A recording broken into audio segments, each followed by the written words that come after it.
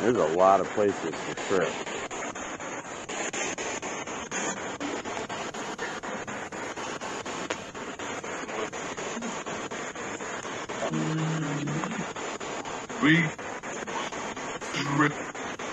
Trip?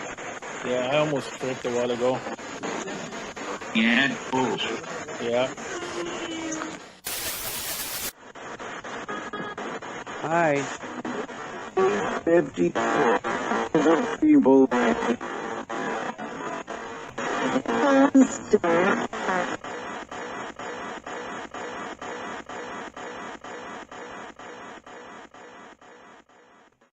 Texas Wraith Hunters.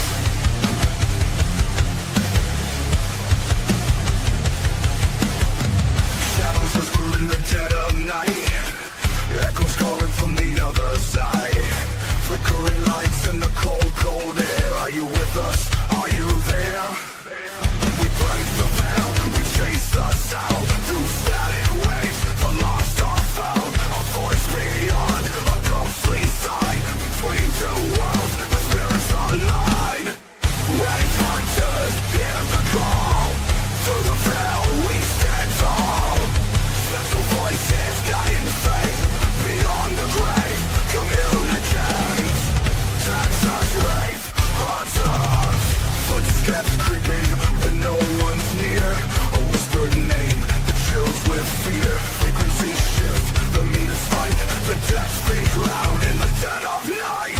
We break the veil, we chase the sound. Through static waves, the lost are found. A voice beyond, a ghostly sign. Between two worlds, the spirits align. Wraith hunters, hear the call. Through the veil, we stand tall. Special voices guiding faith. Beyond the grave, communicate. Texas Wraith hunters. Who's the through the veil, we stand tall. Special voices guiding faith. Beyond the grave, communicate. Texas Wraith hunters.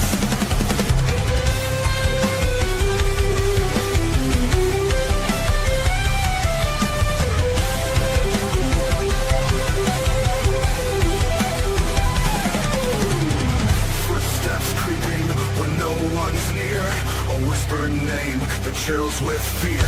Frequency shift, the meters spike. The dead speak loud in the dead of night.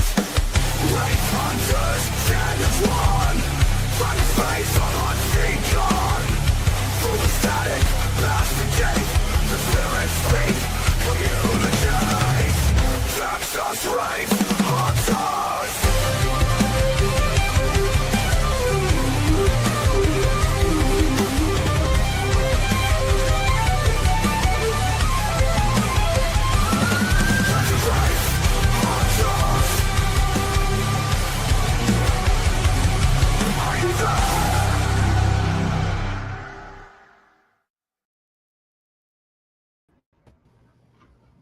Hello. What's going on? Well, you guys are both eating or what? No, I was just chewing on some cud. Oh. You doing all right, Anthony? He's frozen. Yeah. He's not frozen. I don't believe it.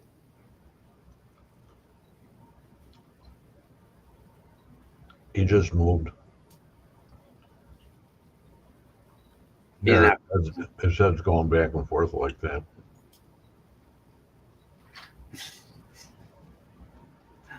Oh! Where does his head go? I was zoned out. Oh, Where does his head go? I don't know. Oh, man. Where'd he go? Oh. How's everybody doing? Gosh. You okay? I don't know. Something somebody shrunk his head. Huh. Isn't that what it looks like? Anthony, you're awful quiet. I'm thinking. Man, this is a hell of a way to start out a podcast. Like live. Everybody's just totally dead silent. We got one viewer that just came in. Oh, Don't that's know who it is. Hold on a minute. Let me see if I can find out. Oh, we're no, in it's a private. We're Wraith in World. It's a we're in Wraith World private, ad. yeah. Oh, man. He wants money. So he says you can support me by sending stars Uh-oh. so that he can get another doll. Uh-oh. That's worth it. He's got some pretty neat things back there. Yeah, I haven't played with them yet. You know how that is.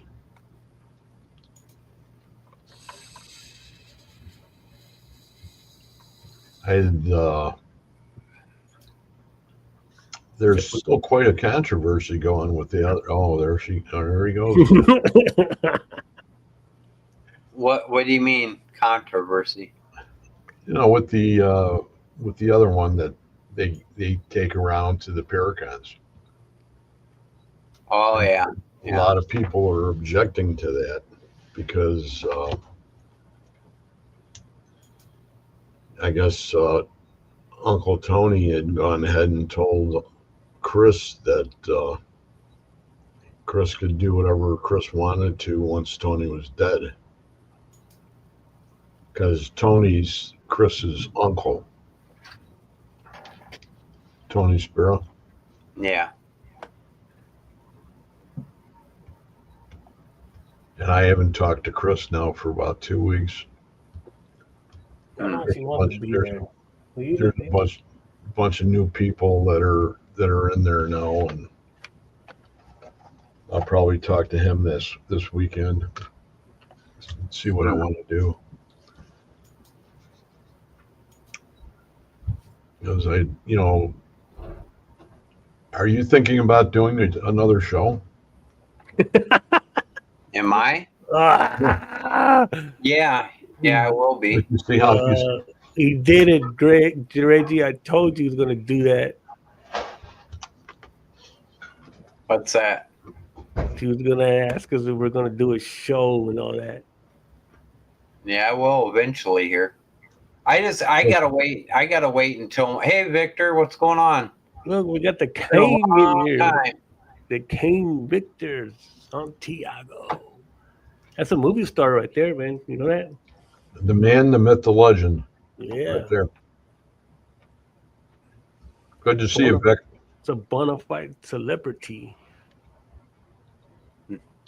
One day we'll be like that.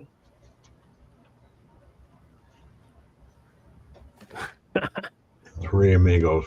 I don't know, man. We might slash each other here tonight. No. Yeah, we're gonna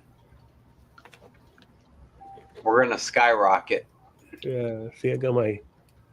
I know we are. As soon as I get to Texas. I forgot, but Greg doesn't use knives. He's got the other ones.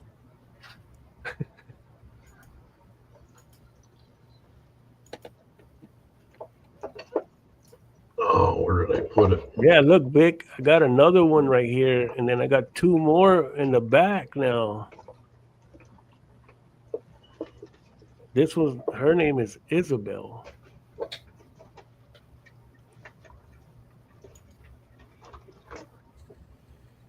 They're not movie props, Vic. I thought I had.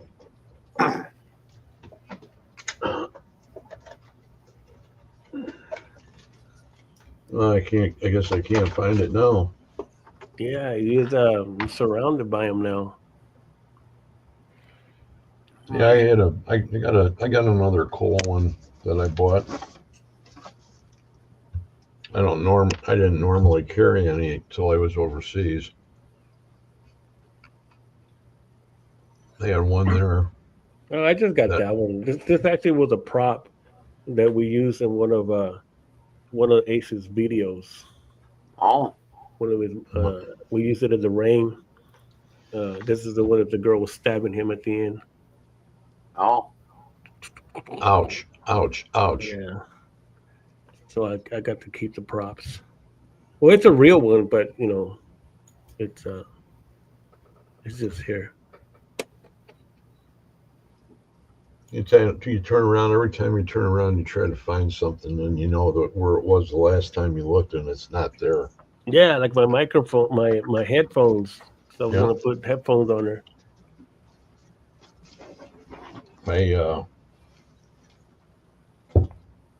I don't know where it went. I just gotta get a little bandana or little eye blinder thing.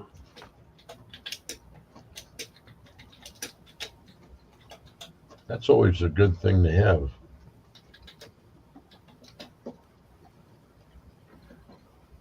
And I don't know how Charlie's hat came down. Nobody's been in here.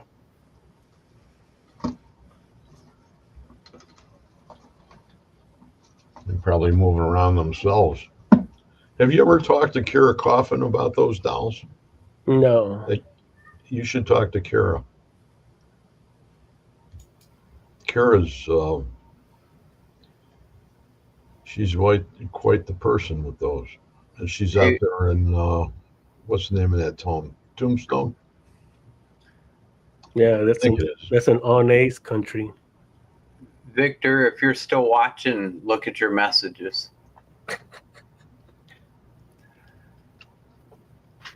don't know. I can't ever go with, if I see Victor in the comments, I'm sending him a link, period. I don't know. I'll ask Ane. If you can, he can't, but I always love to talk to that guy. He's great. He's a great guy. I'll ask Ane next time I talk to her.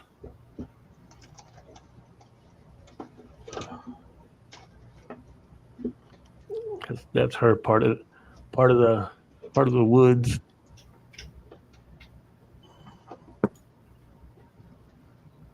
Oh man. I'm surprised she's not on. She's always on TikTok.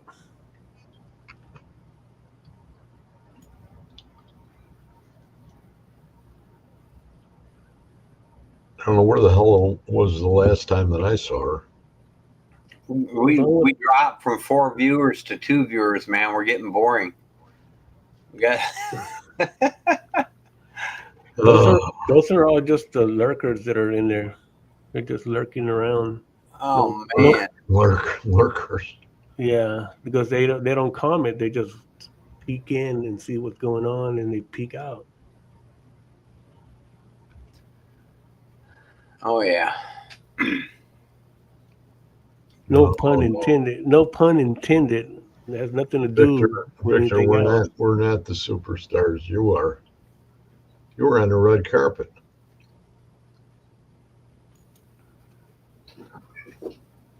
That had to be something.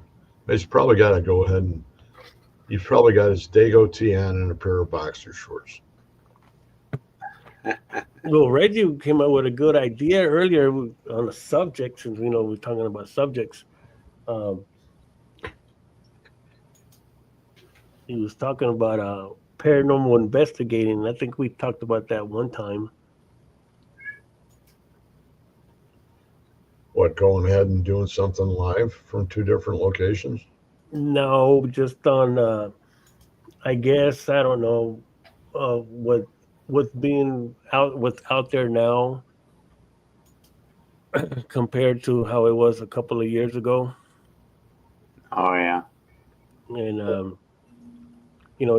I keep seeing this word again come up, which I don't know. Like I said, I'm still new to the paranormal side, to this paranormal community side, because I really didn't know that it even existed. I did my own thing. I thought I was like one of the weird ones that, growing up like that I didn't know that other people, were actually like that. And then, of course, people filming things and stuff like that. So that's why I say I'm still kind of new into this. I never understood the language or anything. I didn't know it, and so I know there was a time there that we didn't label anybody experts, and that seems like that word is being thrown around a lot lately here. You know, paranormal experts. No, Yeah. there. I don't know where you've seen that at, but there's no such thing. Yeah. Well, I mean, it's like I told Reggie. I mean, Well, that's what they're calling Christopher Moon. That's what they're calling the guy that's running around with Annabelle. That's what they're calling. I mean, come on. What are they expert in? Because it's not communication. Well, the guy that guy, did they finally come to some conclusion on that Rivera? Well, I will say, Rivera? I was Yeah, just guy. I wanted to retract just a smidge of what I just said. Christopher Moon is unbelievable with communication, but we're talking about the people they call experts, and so I think it's because what it is that I think we talked about it. We talked about it one time. What people are seeing today of what paranormal is, you know, and to me, like I said, paranormal was a new word that I learned. I thought it was more of a show, because I saw it on TV, paranormal this, paranormal that. I didn't know that's actually what they called it, and so the people now that are growing up, it's like I had one of our um, other grandkids, and he's still a youngster. I think he's only, I think about 10, Yeah. and he's a big Wraith fan. I don't know who that is. Hmm. I think he calls him Popo Wraith. Popo Wraith? So yeah, I don't know who that guy is, but Papa he Wraith. watches a lot of his crazy stuff. You know what I mean? Well, So he's learning. so the thing is that, and like I told him the other day, because they visited us the other day, and I said to him, hey, don't believe everything you see on TV. For one, and so that's what I mean. That we have a generation of people coming in that are seeing this, what's out there now. Yeah. And for us to be able to carry that on and pass that on, it's like it's very like it's now it's like it's a very very few, and even the ones that used to be, I would say, the real deal, have sold out. What do you mean they sold out? Well, they sold out like you were saying a while ago, for money. Oh. And Well, if you take what's, I can't think of his name right now. The guy that was with Paranormal State, Ryan Buell. If you look at him, he came back. He had robbed, and I'm just using this from what I learned myself, and it's got nothing to do with us as a group here. But he went ahead and sort of absconded with funds that people were giving to him for Paracon, a couple different events that he was going to be at. And, all of a sudden, what did he do to go ahead and fall back in good graces? Because that's the eternal dollar. I don't care if it's the paranormal. I don't care if it's baseball. I don't care if it's ice hockey. That's the one thing that if you cross the line as far as your character is concerned, you're pretty much gone. And this is the only community that seems to be able to say, oh, okay, that's okay.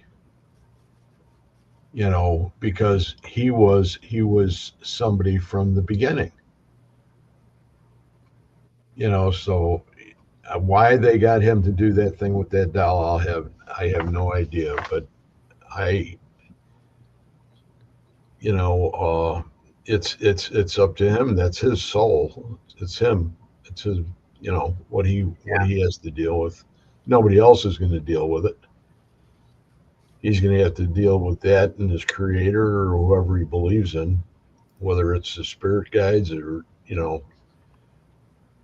all the way down to your animals. It depends. But look at what we do too. What I do. I have spirit animals. So who's to say that that's right either? Yeah, you haven't done that spirit card in a long time. That spirit animal card. What do you mean You, spirit you, animal? you used to do the card with the owls and birds and stuff. You would pull one card out. You mean out of a deck? Yeah. I haven't. That wasn't. I do have that deck here. Yeah, I was gonna say you used to do that. You hadn't done that in a long time. But that was when we were on that other show. So what, they own it? Pardon me? So they own that part? No, I'm just saying. I was just saying. I wasn't bringing Yeah, up. because I always wanted to be one. I was always trying to pick one, and I never could get it. As it wouldn't come out. Yeah, Do you have a spirit animal? I don't know. Probably a Do you, probably a rat. yeah. Do you have guides? Do you have guides? Yeah, I have guides, but I don't know the. Oh yeah, the spirit animal. Ah man, what was that animal? I'm pretty sure somebody's got something to say about that. What my animal would be. Um, It's I think your I think it was a jaguar.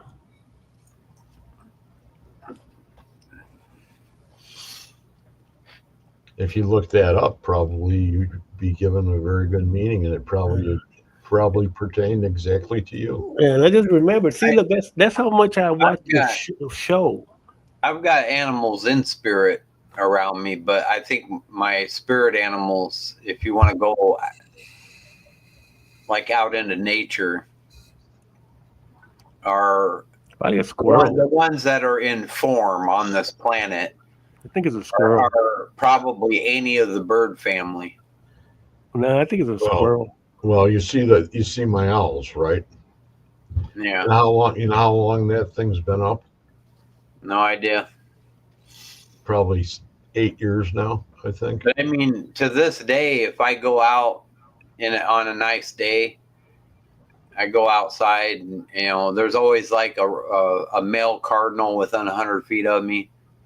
There's always I've had crows land in front of me. I've had, just the other day on my way to work, 2 of the tallest cranes I've ever seen cross the road in front of my car. Were they sandhills? I don't know. I don't know all the different species of crane. Do they got the little red hat on top of their head? I didn't notice. It sounds like sandhills. My car. I know that. They walked across the road in front of me on my way to work, and it was kind of cool. But we got 7. We have a pack of wild turkeys that's always coming in front of the balcony. I've been out on the balcony, and within 10 feet of me, at the same exact moment, I've had a pair of orioles, a pair of cardinals, a pair of woodpeckers, and a pair of what was the other? Blue jays. No. Yeah, you almost never see blue jay in pair. You see one pissed off blue one, but that's about it. I have 3 or 4 on. I just had 3 or 4 on the feeder. Yeah, I mean, but usually a blue jay's running around trying to kick everybody's ass away from his nest. He's not really. Either that or they get him away from the feeder. Yeah, they're kind of mean. Especially if you use a lot of black sunflower seeds. But yeah, I just they eat those up. So when I go out into a wooded area or out in the country, birds like give me signs all the time, and I kind of talk to them.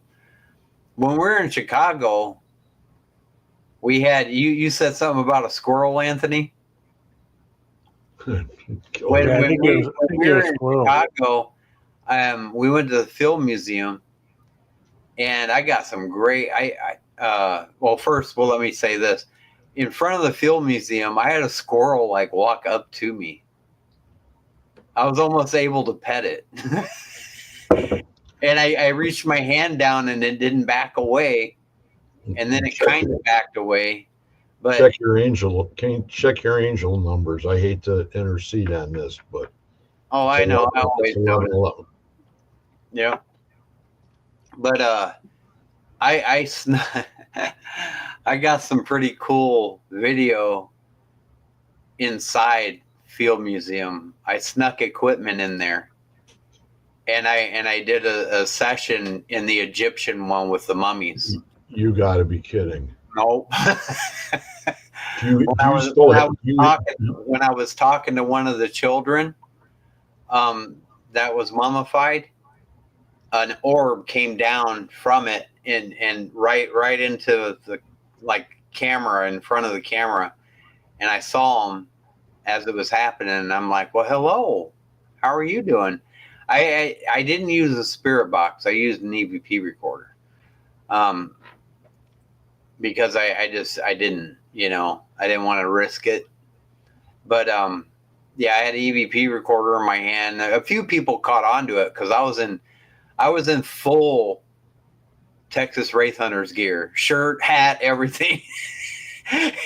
And I'm sitting here holding the camera up, got an EVP recorder in my left hand, and the camera in my right. And they don't have cameras where you were at What do you mean? that were watching you? Probably, but I didn't really care. I was in there talking to Sue and everything. Like I was the dinosaur, and I got a lot of really good video in the dinosaur area. They thought they were at the end as far as mummies were concerned until they found that whole other.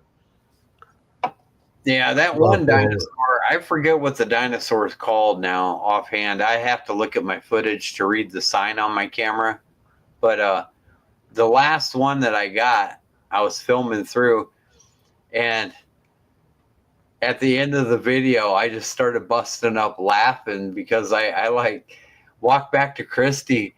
Man, dude, somebody, and you're going to find this funny, somebody walked through there and just crop dusted the whole area. It was so stinky. They cut one loose, boy, when around that one dinosaur, and I walked into her with my camera, and I could just feel the stench. But burnt my fucking skin off. Pardon my language. I but I had to walk away real quick. I didn't want people walking near where I was thinking it was me that did it. But man, it was horrible. It was horrible, that smell. Oh my God. They got some new exhibits that you're going to be putting up. Oh yeah. So they could have some more dump. Well, they had new ones in there that weren't there the last time. They have a whole area where they got live reptiles, and I got cameras. I got video footage of all that too. It was really cool. One of them was an American alligator, but it was a really small one, and I couldn't tell if he was alive or dead. And I went up to the glass with my camera, and I was like, "Hey." And I just kind of tapped. His eye opened up, and he stood right up and looked at me. He was like, "Get away from here." Yeah. No, I think he's kind of used to people.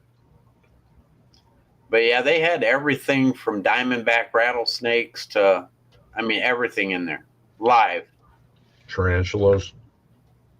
I don't remember if they had a spider or not. They had several snakes. I don't think they had spiders in there. It was a reptile section. So they had like the soft-shelled turtle in there swimming around in a big tank. They had a lot of different snakes, about everything you can think of in snakes. And, I mean, even down to a garter snake. They had every snake you could think. They had a cobra in there. They had a diamondback. They had I don't know what it's called. I can't remember. It's white and black, but it's a form of a rattlesnake. I almost couldn't see it. It almost blended into the gravel in there. But yeah, they had a lot of really cool ones. Hello, Omar. Thanks for coming in. Good to see you, Omar. Somebody new. Where's Victor? Sleep. Yeah, he probably is.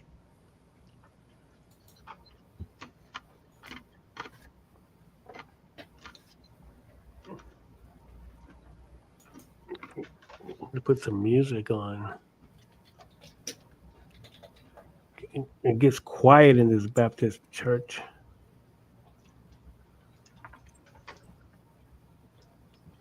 Oh, I start blowing my death whistle. I'm gonna blow on your death whistle. Mm-hmm. uh-oh.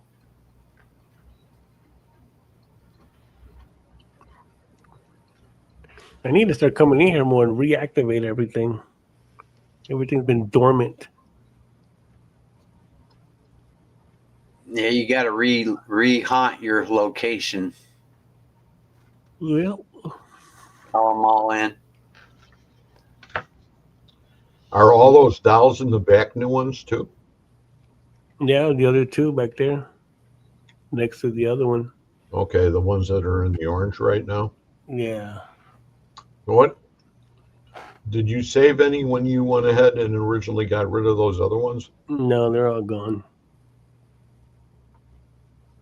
I should have kept. I don't know, really all of them, One. but One of them. yeah, I wanted to keep one, but I don't know. I couldn't do it. No, that was a smart move to make, I think. But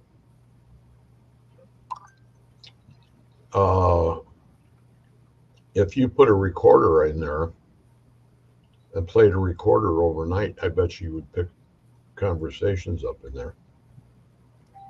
Yeah, I probably could. If I set up a camera in here. I mean, they're all. I got cameras all over the place. If I set up a camera right there and just kind of just record what's going on. I think the sound would be the kicker, because you know they're not going to get up and do a poker. Or Throw a couple healing prayers out to Miss O'Nay. She said she can't come in tonight because she fell today and she's real sore tonight. She just sent me a message. Send some healing on its way.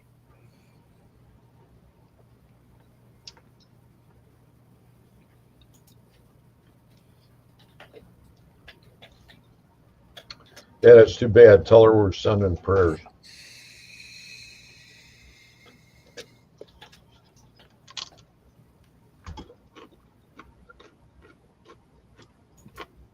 So yeah, like I was saying earlier about this here, sometimes it just feels like, man, it's not even worth even getting on anything anymore or doing anything. It's kind of like just do your thing when you do your own thing.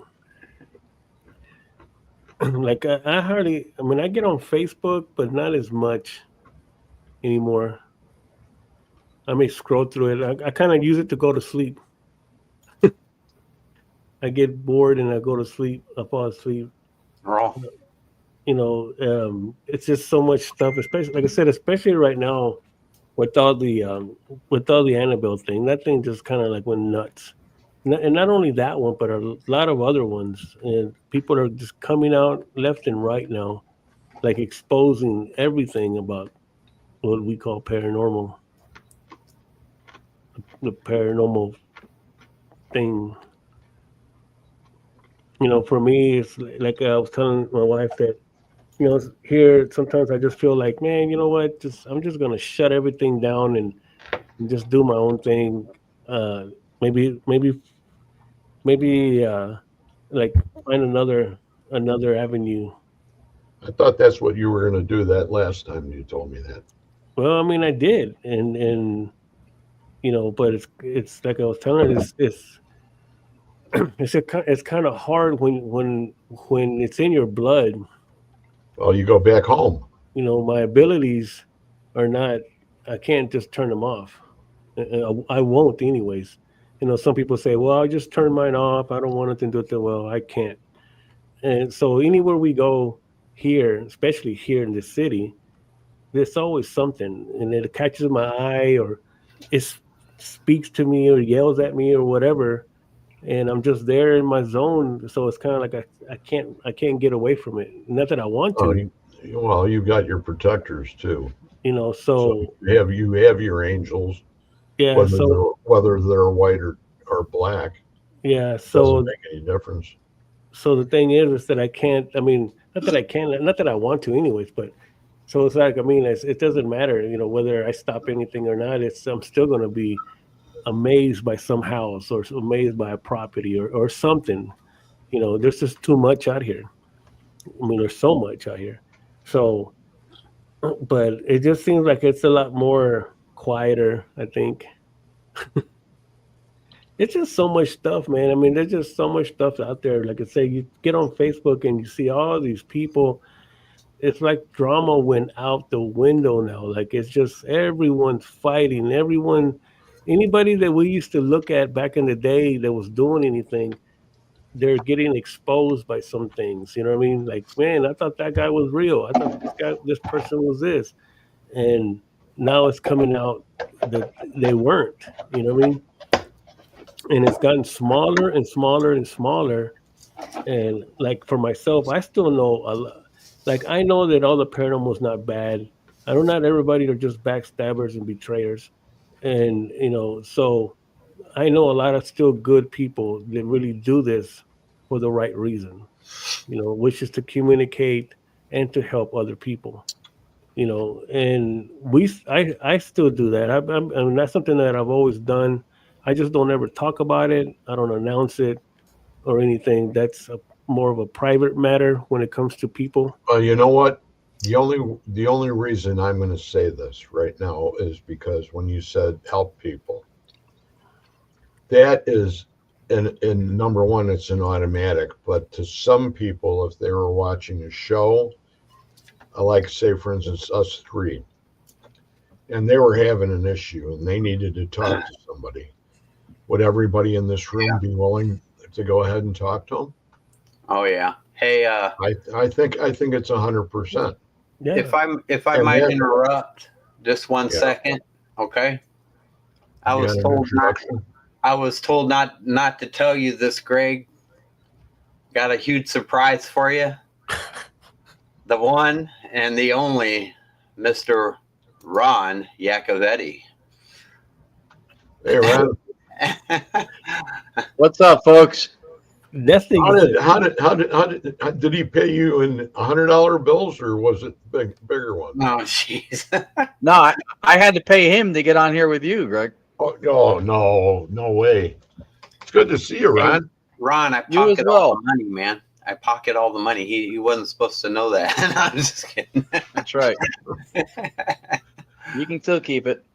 See, that's the perfect guy that you brought on right now. What I'm talking about, really. Exactly. And you know what? I was curious because as long as you're here, maybe you can tell everybody a little bit about your last weekend. Oh, my last weekend? If there's things that you can tell, maybe there isn't. Yeah, no, it's good to see you guys. Lourdes and I just did a podcast with Todd Bates in EVP Explorations, which was fantastic. He's a great guy. Yes, and it's funny. I was just when we were away for that last week that you're referring to, your name came up with a couple people we talked to, and then I asked about Reggie. I said, I hadn't heard from Reggie in a while. And then tonight we finished the podcast and we're just kind of getting settled in. And then I get a message from Reggie. I was like, oh, I should hop on because I haven't seen you guys. So I was like, it was good. That's awful. Good timing. Oh, It was a great opportunity. I didn't want to miss out since, like I said, the timing was just perfect. So last week we did a lot of running around. We drove out to Ohio on Friday from New Jersey, and we stayed with our friends Chris and Audra, who, when we used to do Entity Voices podcast for 4 years, we were partnered with them, and they have since moved to Ohio. They used to be in North Carolina. Okay. And we stayed with them for a few days, and then we were out at Auglaize Village in Defiance for J.W. Prather's Traveler's World Gate, where this is the second one we've done with him, and we are now part of the IDC Institute from a couple months back after the last one we did, which was in Felicity at Broadwell Funeral Home. So we were out there for 5 days doing what's called brain entrainment experiments with what he refers to as astral travel or out of body, but from a consciousness perspective, like what the God helmet does, or meditation or psychedelics, it's that version of opening you up to more conscious experience is called brain entrainment. So we were participating in the WorldGate stuff. We ran the digital seance experience during sessions. If per experiment, somebody was quote unquote traveling and then reported seeing one of the other people who was traveling and a field of blue flowers and a dog with a yellow balloon, and any of those words came out through the digital seance, that would be an interesting correlation for stuff to come out like that. So that was part of our participation in that, as well as being parts of the Institute. And then on Friday, we drove back 6.5, 7 hours from Defiance to Gettysburg.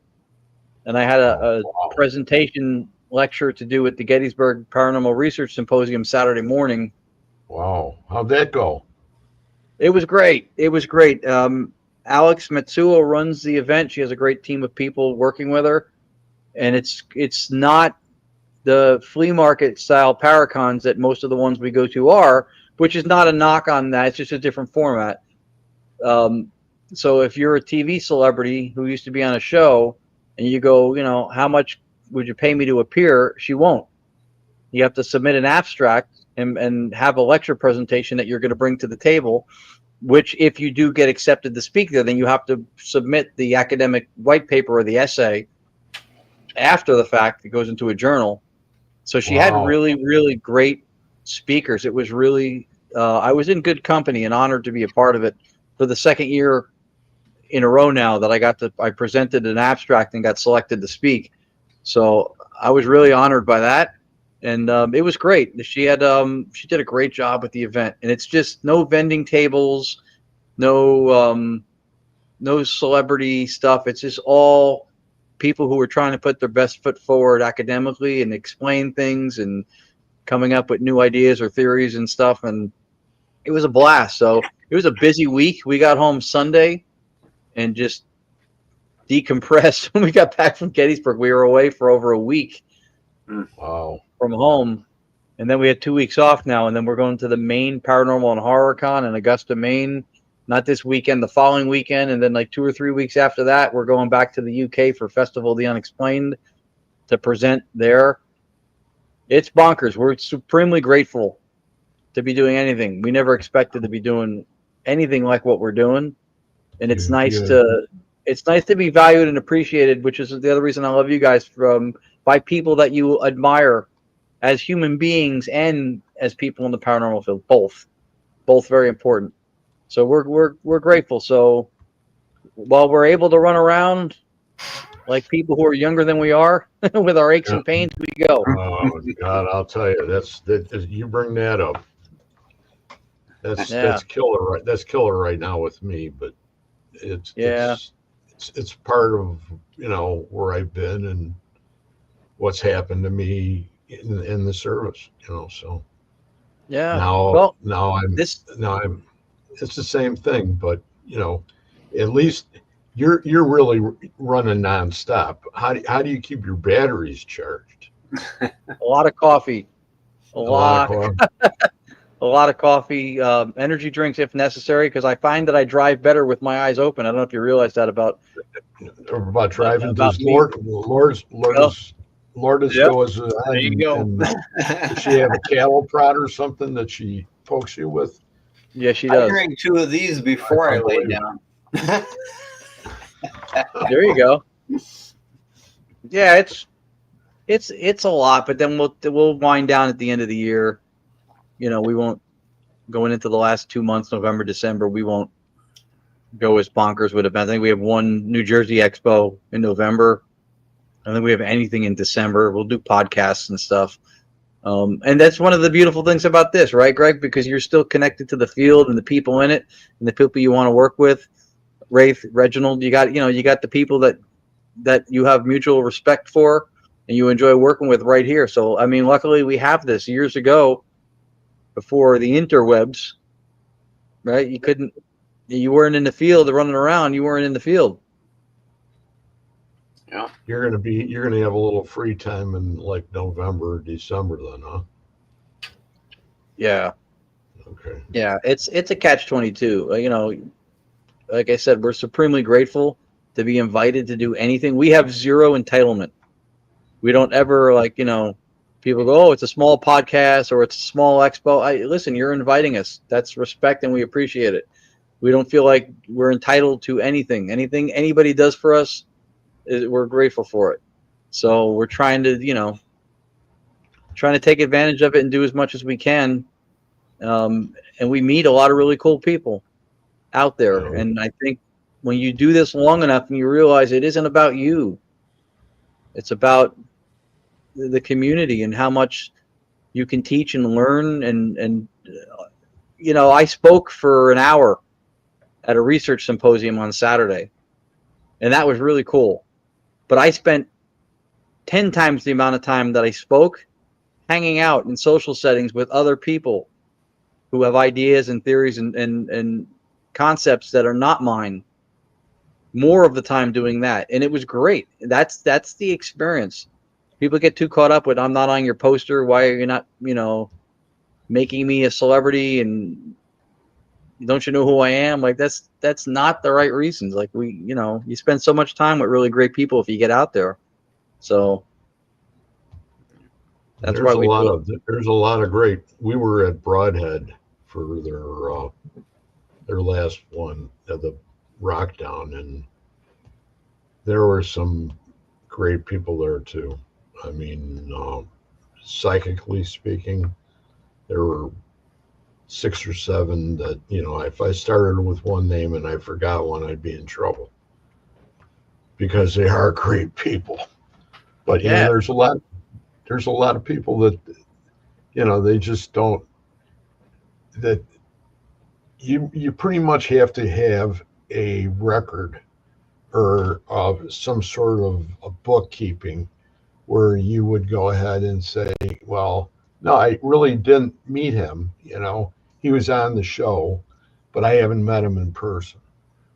Because that's what I do the Friday show for, is basically to try to, if I can't get him to meet him at a Paracon somewhere, the least thing I could do is get to know a little bit about him via the show.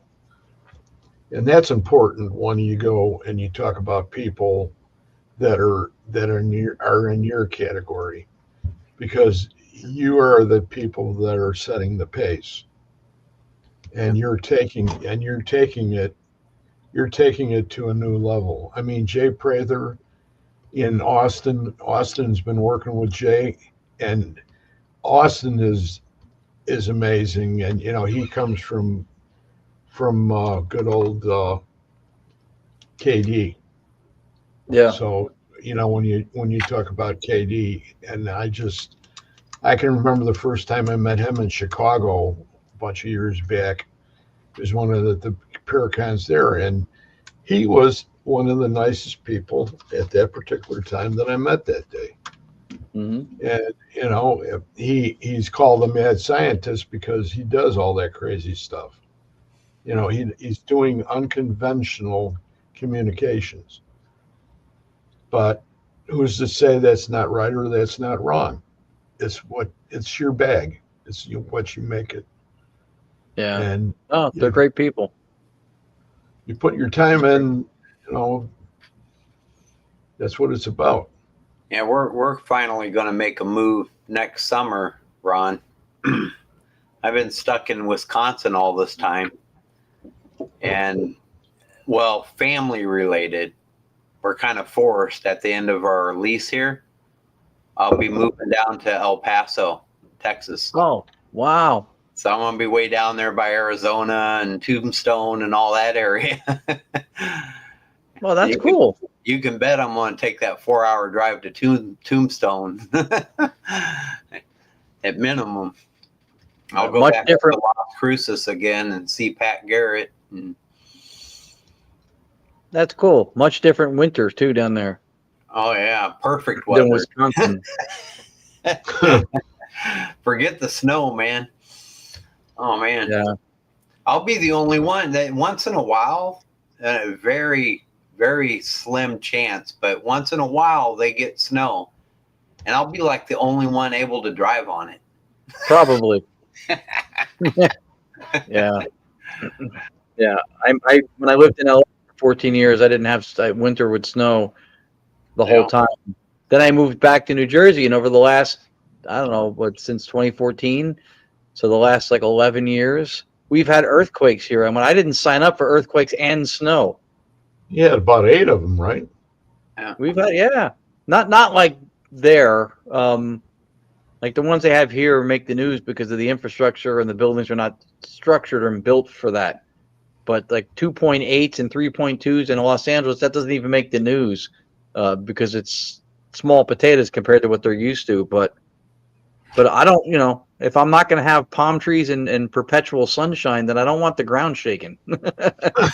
I don't feel that's fair to make me have to shovel snow on ground I can't rely on. I keep telling Christy when I get down there, I'm going to pet a rattlesnake. Reggie, Pet one. I'm going to go right up to a diamondback and just pet his little head. I'm not. That's not We right. had like the biggest bobcat I've ever seen go across the highway or go across the road. And this is like downtown El Paso in front of our car. A bobcat ran through.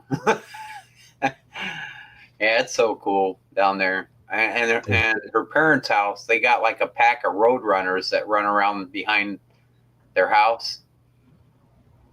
Yeah. Oh, that's cool. Yeah. And Greg, you're in the Midwest area, right? I'm south of the Wisconsin. Yeah, we're about border. 100 miles apart right now, me and Greg. He's at about as far north Illinois as you can go, and I'm in Madison, Wisconsin. Right. And Wraith, where are you at again? You're not up near them, right? No, I'm in the most haunted city in Texas, San Antonio, Texas. So that's what I thought. You're down in Texas. All right. So yeah. So Reginald's going to be closer. Yeah. Well, it's still that's a big state, man. That's still an 8-hour drive. It's 8 hours from El Paso to San Antonio.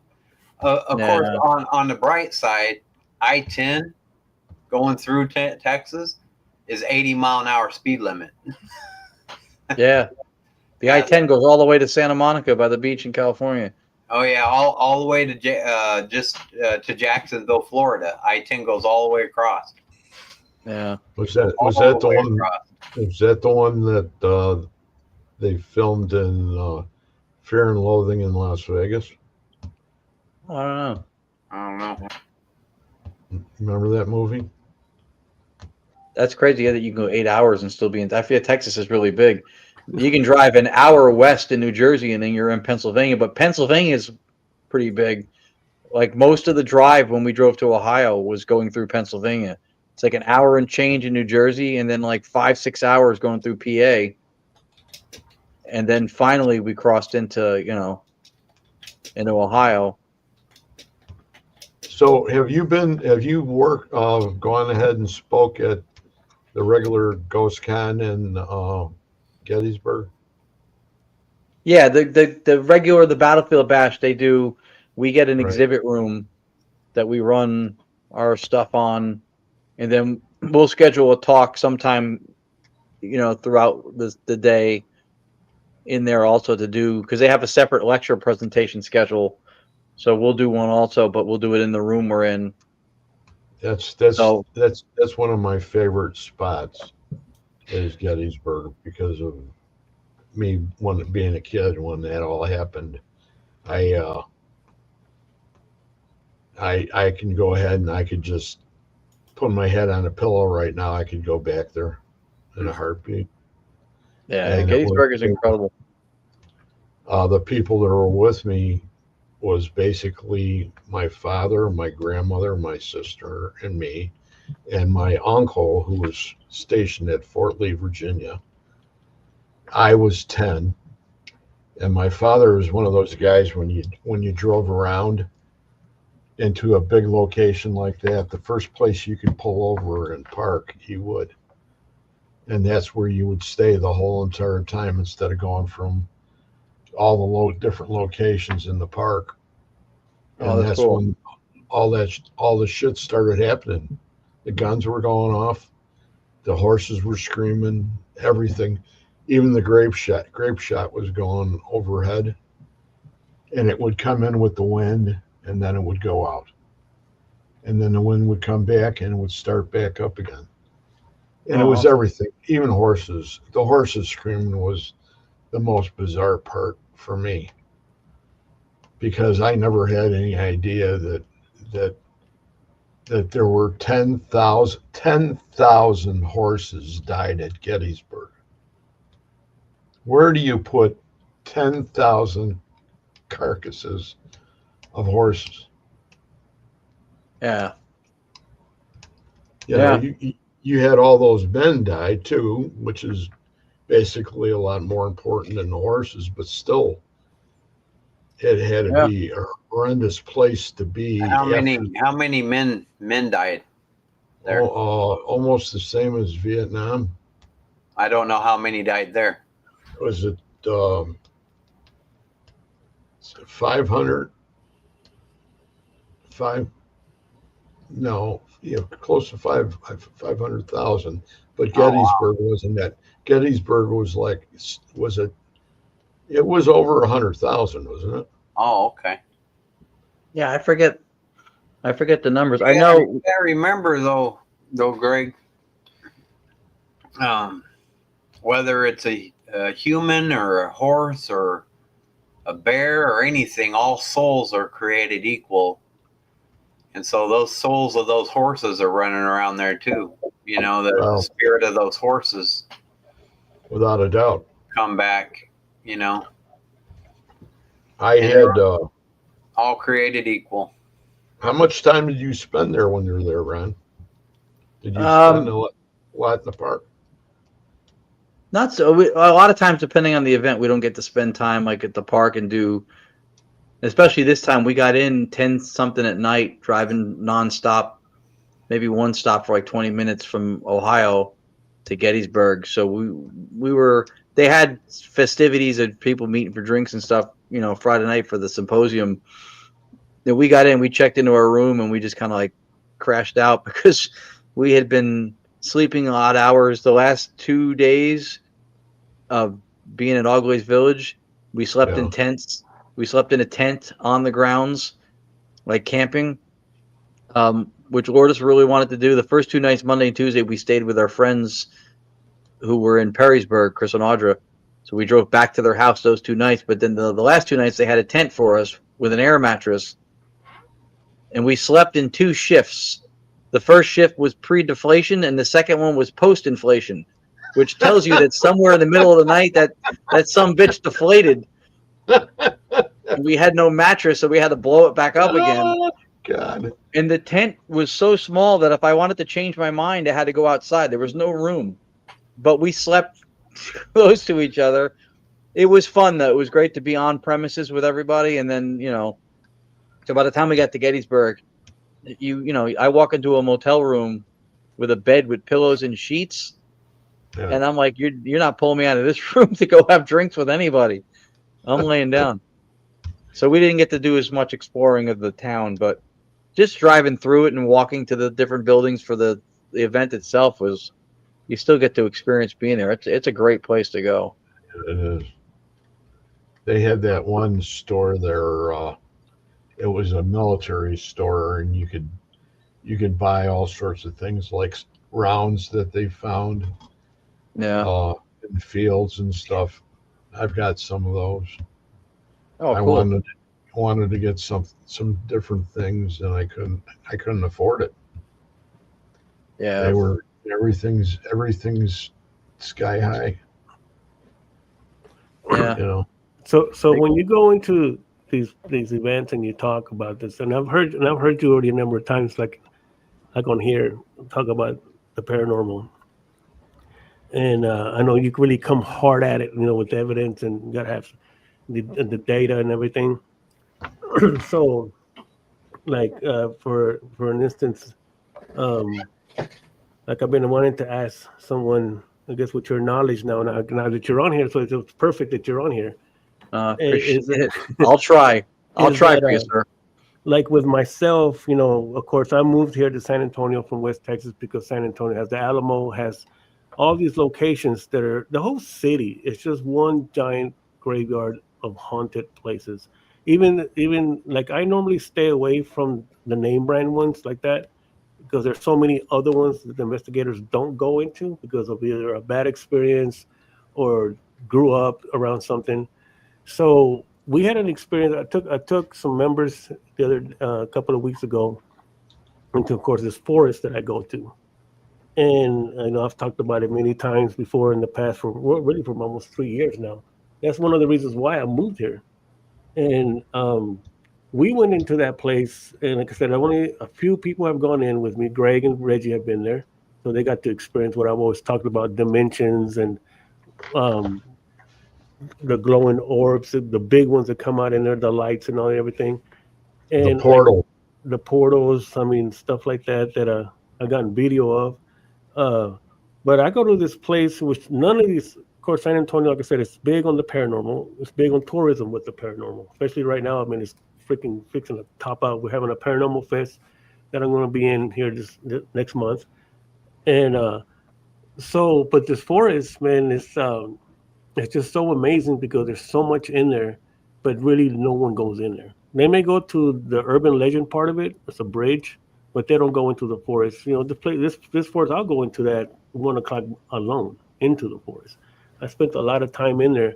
Now, this last time that I took one of my members and two other potential members, and of course, because it's about the land. It is not, to me, that place is beyond paranormal. What we call paranormal, I don't do paranormal for scratches and bumps and noises. You know what I mean? It's way more than that. You know, that's why I always tell people, I even told my grandkid the other day, you know, don't believe everything you watch on TV because, you know, he likes the paranormal and he has to have his grandpa, who's me, the crazy one. And, but we went in there because this place is indigenous and that's what it's about. It's a 10,000-year-old land that's been preserved. And there's a big story to it other than the urban legend from that place that everybody goes for. And usually I'll just grab my death whistle and I'll blow it and scare the kids out of there, you know. And but we went into this place, which I've gone into many times, of course, and I have such a connection with this place. It's beyond paranormal. It's, I would say it's more of the land, the trees, everything. There's a little bit of everything in there. When I first started going to this place, I never really believed in the cryptids or really believed in abductions, the UFO thing. This place made me a believer from the experience that we've had in there. Now, this last one time that we went in, um, this was pretty cool because I took them into a place that I go, it's kind of like one of my sanctuaries. It's in the forest. You have to walk into the forest, and when we came out, which I've been told before, we like I change when I go in there. My face will be different, or they'll see me as a different person, and This time when we came out, which happens to me, we looked. It was three of us. It was four of us, but one guy, he came out, which I was telling him when the dimension starts to change, it'll get misty. You can hear there's a sequence that starts to happen, and so we went in and started coming out. We came out another way. I didn't want to come out the same way because uh, one of the guys took off straight. Us three came out this on this other side. When we were coming right out of the forest, we heard a loud boom, like it just went boom, like something snapped or like we broke something. You know what I mean? It's And like I've a heard, sound barrier. yeah, something like that. It just went boom, it came out. Now I know already for a fact because of how many times I've been there, things I experienced. I knew that we had crossed over, so crossed back over into this plane or whatever. Sometimes it doesn't happen like that. Sometimes I come out to a different place, and my reality is different. And but when we came out, I felt that place would choose the people. It is. It's like some people will go and they won't last in there and they'll get scared or whatever, run out. It'll do something. But when we came out, us three, we were looking at each other and we had war paint on our face. My face was white. My female member was face was she had white going across her face, and the other guy, he was all white too. So we're looking at each other, and I'm saying, "Man, do you see this? He's got his war paint with lines on it, and and she has it too." And then they're looking. Of course, we're all looking at each other, and we're all seeing it. Because you have it too. He has it right there. So this is what I started to explain. There is kind of like, okay, I hear about pareidolia. I hear about all this stuff. I didn't hypnotize nobody. How is it that we're all seeing this on each other at the same time? If this is not something that's real. I mean, I'm just saying real or something that just happened. The other guy starts walking to us. He didn't come out that way because he chose to go out another way. And he comes walking up to us, but his face was normal. I said, look, he doesn't have it because he didn't come out the way we did. So he starts to go, he got kind of agitated. He says, man, I want this too. You know what I mean? Like, hey, I want to join the party too. So he goes back in that entrance that we came out of. He goes in there and he tells the forest, I will protect this land also, just like they do. You know, when he starts walking back out, he slowly started to turn white also. And it literally looks like paste, white paste on her faces. And of course, I looked it up. I already know what it is. I'm just trying to get other people's reaction or whatever, see what they think about it.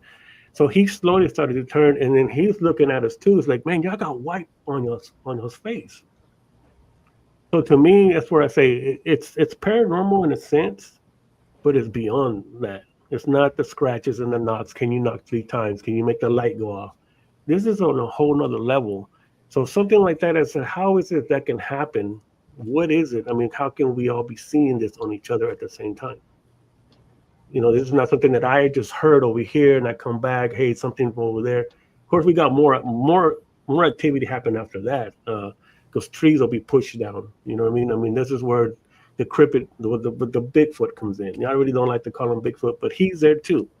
And the way that he moves through the trees. He actually uses the trees to teleport or whatever you want to call it. That's why you never can catch him. That's why he's there and he's gone. And if you ever notice pictures, he's always behind a tree or something, then disappears because that tree is not just a tree. This is the things that it showed me that the forest will show you, the spirit of the forest will show you when you start to connect with it. Like the indigenous people knew all this. And of course, I have indigenous blood, so that's probably why I connect with this place so much. That this is the reason why I moved here. I mean, I moved away from West Texas, being there 25 years. That was a big move. You know how much stuff you collect in 25 years to move 5.5 hours away? Oh my gosh. So, but that one instance, this happened a week and a half ago. And I was just amazed because the whole forest opened up. Usually I have to go in there and I'll show them and says, look, watch, I'm fixing to walk through this. You see how it's open. You see the field. I've had a couple of skeptics go in there too. And it's like, that's cool. And I'll walk right through these trees and then I'll shine the light. Because I don't use flashlights. And then flashlights distract you. Because you think you're seeing, but you're only really seeing where the light's at. So you're missing everything else because your eyes focus just in that one part. So you teach yourself on how to see in the dark like that. You'll see a whole lot more. So but then I'll show them. I says, look, and so it's like literally a wall, and I'll show you the wall with the light. Then I'll turn off the light, and you won't see the wall. And I'll walk right through that wall. I'll walk right through the trees. I had one guy really do it. He came down here from I forgot what state he was in. He made up with me, and I took him, and he actually saw two constellations when he came out. He says, "Why is that constellation here, and they've got a twin over here when it's not even?"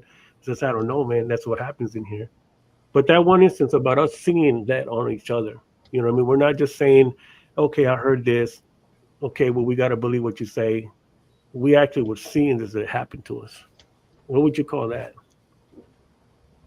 Oh, unique. I would call it unique. That's definitely different. It's tricky to speak to it from a position of causality. I'm not sure, at least yet, what would be causally responsible for that happening. Did you guys attempt to take photos to be able to capture that, or did it not show up in photos, but you saw it on each other?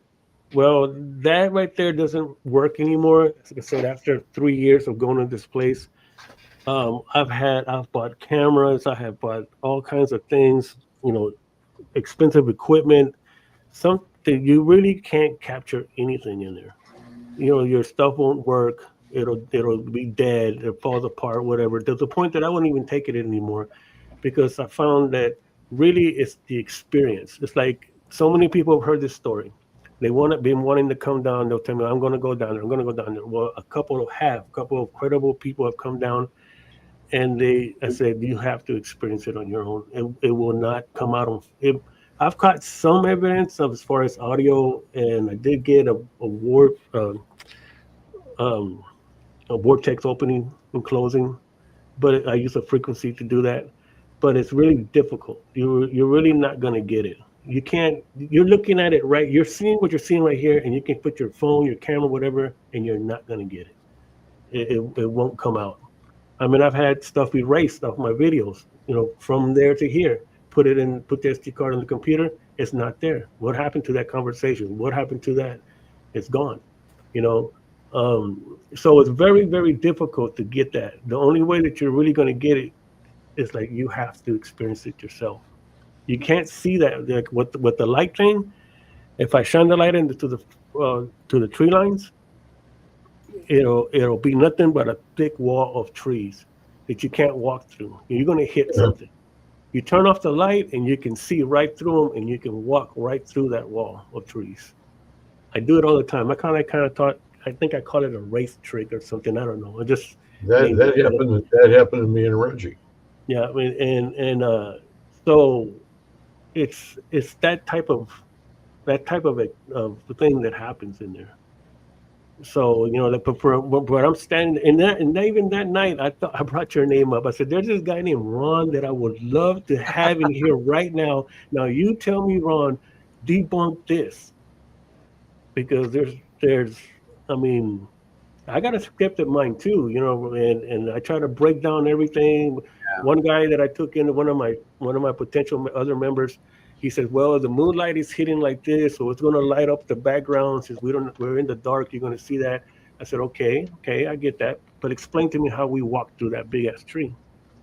I'm telling you. You just saw me walk right through it, and I walk right back out, and then I shine the light. There's a wall there.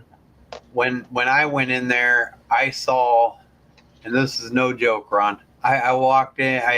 It's pitch black. My eyes were totally focused to the night. You know how they adjust. I saw an open field, and I start walking towards it. And of course, I got my spirit box running and stuff. I'm talking, I do what I do, but it was an open field, and I walked probably 50 feet towards it, and I'm still seeing this open field in front of me. And for whatever reason, I turn my flashlight on, and I'm 3 foot away from a wall of trees. I did not see those trees until I turned the flashlight on, and there they were. I mean, it was unbelievable. The thing is Absolutely that you can. unbelievable. The thing is that, like I said, I got really good at this one.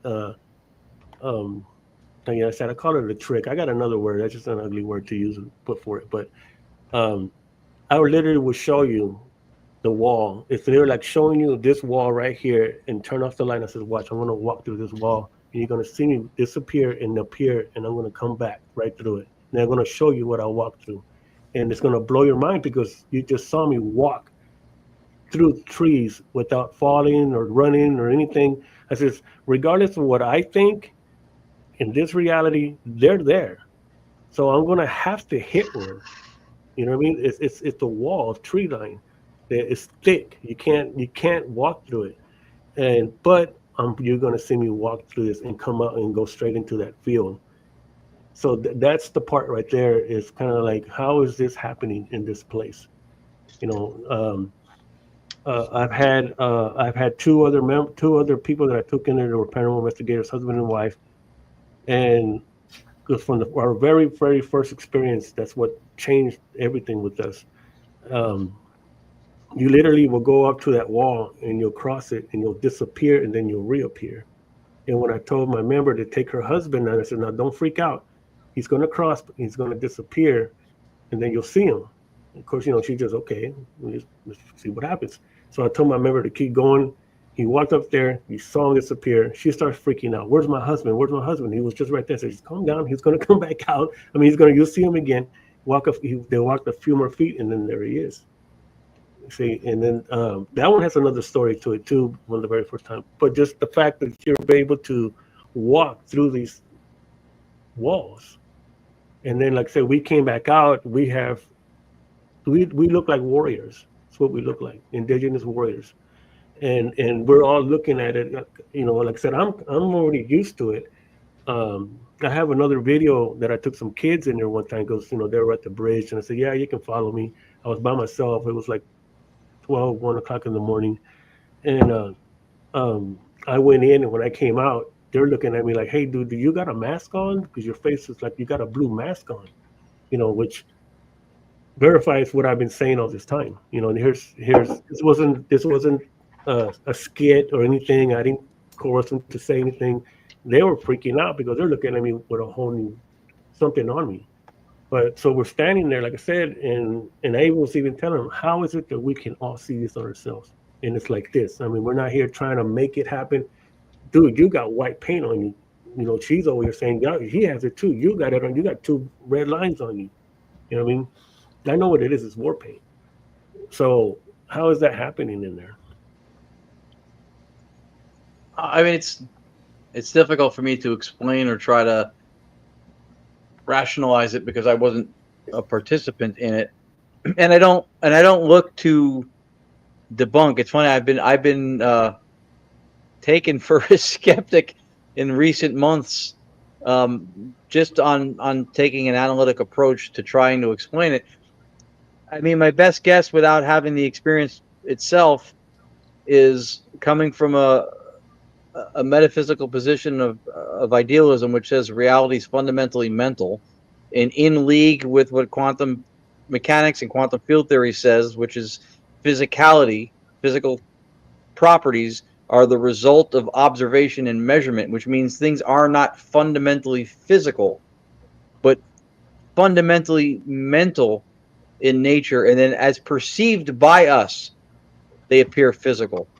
So in that instance, under that metaphysical position, then I would say that, and which is why I was curious if anybody tried to photograph it and capture it, because if you experienced it, it could be what somebody would call an illusion, or even, I wouldn't say delusion necessarily, but using the words like illusion or delusion in the paranormal field sounds dismissive, like you're discounting the experience, but it's not doing that, because what is an illusion or even a delusion? It's a conscious experience, right? So whatever you experience, even if you say, well, the experience was an illusion, one could argue reality has the same properties when described because it's still based on perception and a narrative that you tell yourself, which every perception comes with narrative. For us, it is an unavoidable thing that we add myth or narrative to what it is we're experiencing.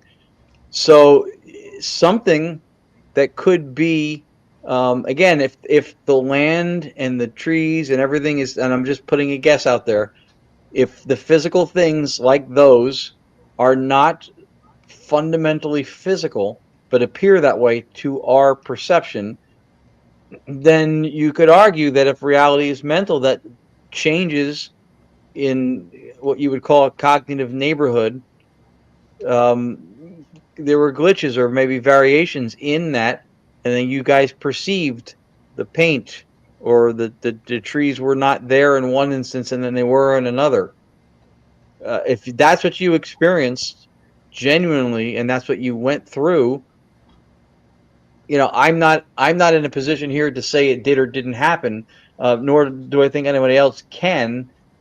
They can doubt it and they can not believe it, but I think for me the approach is to try to understand it if that's what you experience. So that would be my guess, is that if you try to explain it under the accepted worldview that reality is physical and that mental stuff happens in your head because your brain creates your consciousness, then you have a hell of a time trying to explain that, and then people will look at that story and think it's crap.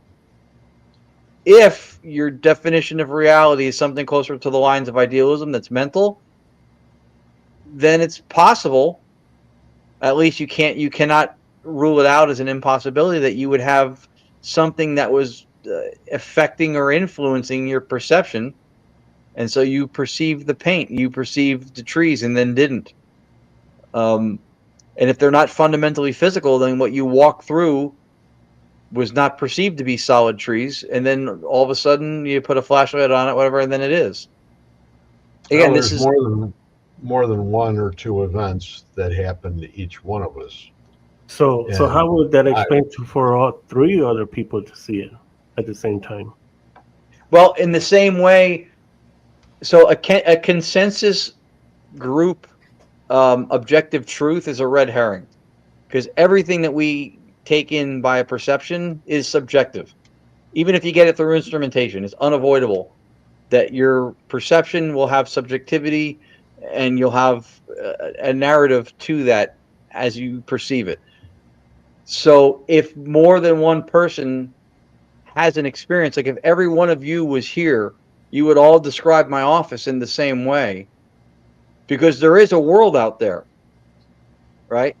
And so if through perceiving it, something happens fundamentally that somebody experiences, then it's not a stretch to assume that other people could have the same experience by witnessing that same cognitive neighborhood or that same perceptual reality, which is whatever you perceive is real to you, right? So that would be three. If you take the three instances, mm-hmm. and there's three actual instances that happened, but none of them are the same. They're all entirely different. Right. I saw Reggie from where I was at, and I saw Reggie, and he actually had an aura around him. It was blue. There was a blue aura over the top of his head and extended all the way down around his body. Is that the only time you've ever seen that, or have you seen something like that? I've never seen that before. And I know both of these guys have also seen other things that are, if not 10 times more than that. But there was a sign to me. Okay, I take it in the positive light and say that it was a sign that was meant for me to see. Now it's up to me to go ahead and rationalize and try to put it together and say, this is what it was meant by that. Somebody was sending me a message. And I always take it that way by heart because that's the way my whole spirituality type guidance system goes. There's always a reason for anything that happens to any of us in any of these obscure situations. Which is it? We're not talking about going to a haunted house here. We're talking about something that's very. You can probably equate it to a nuclear or a Holocaust. Holocaust. Just real quick here. I'm sorry to interrupt. We have our lady Wraith Hunter, Miss Evie Knight here. She's also quite an ITC lady. Gets a lot of communication. And I want you to meet Ron, Evie. This is Hi. Ron Yacovetti. Nice to meet you. Likewise. Yeah, actually, she's the one that had the white paint on her face. Well, she's one of them that Oh, night. yeah. Yeah, Yeah, I'm sorry. trying to go ahead. No, I was to say sorry. You look crazy. I wasn't dancing. Oh, Oh, but You got something alive in your hair right now. What is it? What are Oh, those? I forgot about that. It's flowers. Oh, it's hey, you flowers. forgot to turn your phone sideways. Oh yeah. There you go. Good to see you, Ivy. Hi. Evie. Evie. Evie. Well, Evie, I was telling Ron here because he's the perfect guy. I remember if you heard me that night, I mentioned his name. So that's this guy that I want right here, right now, Ron, because I want him to experience this and explain this to me. You know what I mean? Because I've heard his hard facts and coming on some things. You know, when it comes to this, how is it that we could see? How did we all see this at the same time? You know, it wasn't the power of suggestion because I wasn't talking about it. I wasn't suggestively putting it in your head or anything. You know, what I mean, it was something that you know, like we come out and we all smelling like barbecue. You know, and so I don't know how to word this exactly, but you know, the universe is like one consciousness. Yeah, And I would agree. you guys connected through that one consciousness, I think is how that happens. I think. I don't know how to word that. No, you worded it perfectly. You worded it perfectly. That's from my perspective as an idealist. There's one universal phenomenal consciousness of which we are all fractal parts. We are not separate from it. We are dissociated within that And one. so if all the spirit within the forest come together as one with our consciousness simultaneously, we're going to see what they saw at whatever time period it might have been. I think they're different planes. Right. Well, so I think Reggie's onto something with that. Right. You have to But I think remember they're- that time and space are the appearances of cognitive proximities. Time and space are experiential states. They're not fundamental to reality. And people will say that spirit realm doesn't have space-time like we have it, right? So experiencing different time frames and stuff. So this is where, so what I'm saying about the experiences you're sharing it is I'm giving you a way that I would support the claim. If I had to support it and I had the experience, I'm not giving you an explanation to debunk or dismiss it. That's not where I come. I try to understand it, and I trust you guys saying you had the experience that you had it, because I know you guys are good people. So time and space are experiences. In order to experience time or space, you have to be conscious, right? So the universal consciousness as the basis for reality, like you were alluding to, makes sense. Could there be other planes or dimensions or portals? Sure. But you could explain the experiences just through that one universal consciousness without adding into the explanation planes and dimensions and portals. Even if what you perceive looks like a portal, it could simply be a more porous experience with consciousness, where you're having an exposure to consciousness at a greater level than you normally do. A glitch, right? Yeah, that's not a bad word either, right? So that could certainly explain it, but I think that's what Reggie was saying. I would agree with that. We're part of the one consciousness, so you experience stuff, and then everybody's seeing the same thing. If you had a shared experience, this is where the metaphysics is important. And metaphysics doesn't mean that it's spiritual. Metaphysics literally means that which stands behind the physics. So if you're living in a reality that's fundamentally physical, then you have a hard time making sense of this experience, all of it. You run into a wall somewhere. But if you explain it metaphysically as being fundamentally mental, which is what gels with quantum field theory, then what you're perceiving is not fundamentally physical, it's mental, and you're perceiving it as physical. So what you perceive as physical could in one instance be trees, and in an instance it's be an open field, because it's not fundamental. See, if you have physical trees and a physical field, and you're saying that you're perceiving them both back to back, that is an explanation that is insurmountable. I wouldn't want to try to justify that from a physicalist perspective. But if it's mental and it only perceives, or you're only perceiving it as physical, then when you have a change in what you're perceiving between trees and an open field, it's a matter of literally nature changing its mind. You have a different mentation that you're witnessing or experiencing. And then if everybody is part of that moment, yeah, you could have the same experience being in the same place within the same cognitive neighborhood. That would be my guess to support the claim, to explain it in a way that's not going to conflict with science. Because if you go from a physical perspective of trees and fields and they're swapping places, good luck with that. That's a hard task to explain. But if you fundamentally explain it in a different metaphysical platform, then I think it makes more sense. It's more coherent. You want that video brought up? Yeah, I just want to show him the reaction. Is this right here? Yeah, that'd be great. Let me find it real quick. Oh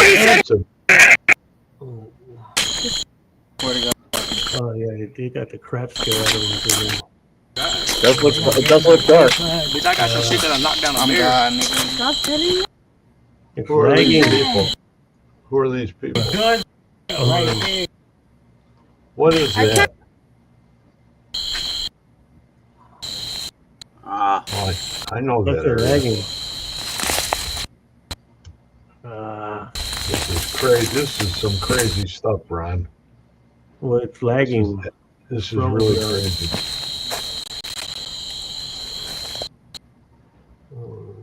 I don't know why the video's acting like that. Because Okay, right here, look. See if we can see it goes. I'm coming out of the forest. I didn't tell them anything about anything. They're waiting for me. And Fucking dude. Do you got a mask on? me? Yeah. No.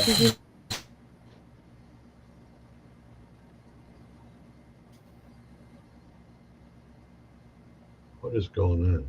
He said that he saw your face black. Black or Like with blue? like a mask on that Look bitch. at it's right there by us. Like a blue mask on A that blue bitch. mask? Connect that speaker thing. Yeah. Hold on. Connect that speaker thing. Let me remove it. Oh, Okay, Yeah, I well, don't know why it's that was lagging, breaking but you up. can hear them say, because they're like, whoa, what is this guy? You got a mask on? You got something? Because he says that you look like you had a mask on. Your face was black. That's exactly what I'm talking about. Evie's seen this before on me also, and then of course they got it too. But these were kids that went in with me one time. I didn't tell them anything about this. I was actually there on doing my own mission. And they just happened to see me, and then they say, "Hey," and I had my spirit box on, so of course they're in tune. And even at that, it even named their names, through my I use necrophonics, so I don't know, but that works for me really, really good. and I've proven that many times with that thing. Um, so they followed me in there, and like I said, they don't know the stories. I didn't tell them any stories. I'm actually kind of like trying to shoo them away because like I said, I'm on my own mission right now. I'm alone. It was late at night, and when I start walking out, that's when that one guy, the young kid, he starts kind of like looking at me and telling me, "Hey, do you got something on?" And then I said, "Me? Like what do you mean?" And then the girl said, "She said that your face looked black, like it had a blue, like it was blue, like a mask." So that's the same thing what I'm talking about. Now they didn't know anything about this, so they actually saw what I talk about out here because they don't follow podcasts. They don't. They were just some kids that I met out there, but they experienced that. They saw that on me, and see that's what I mean. And then of course, um, when us three went in there, then I saw it on them, and for me, it's like it was different because normally I have to kind of ask the forest to show us this, and that night it's like almost like the I would say this the indigenous spirit of the forest accepted them so quick, and they all have indigenous blood in them. I think you do right. Yeah. So yeah, and then John had Aztec, as we found out, and then Ed too, and that they were like accepted and Like at it least came out like all white with blood stains yeah. with Then red. I showed a picture of the warriors back then, to them.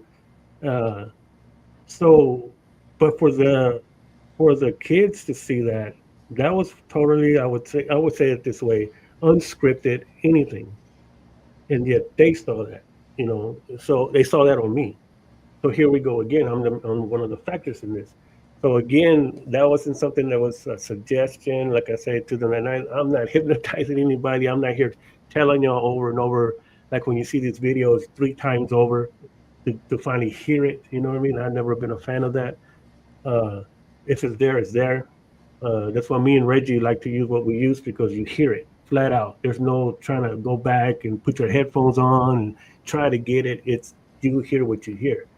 So that's what I'm trying to get, some kind of directive, or an answer or something like that from someone.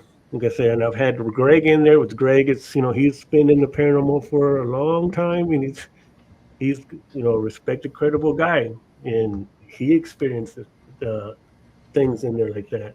Reggie did too.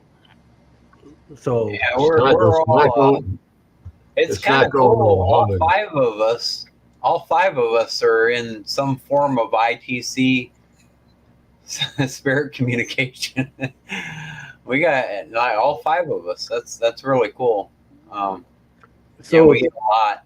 to see the things that I've talked about over the years there, I have not seen anywhere. You know what I mean? So for me, it's when I hear it, it's not like you said, you're not knocking the the flea market thing. I'm not knocking anybody either. But even the ghost shows that I've seen, from these top paranormal people and everything, um, you know, I'm real good friends with Carl Johnson. I think you know him.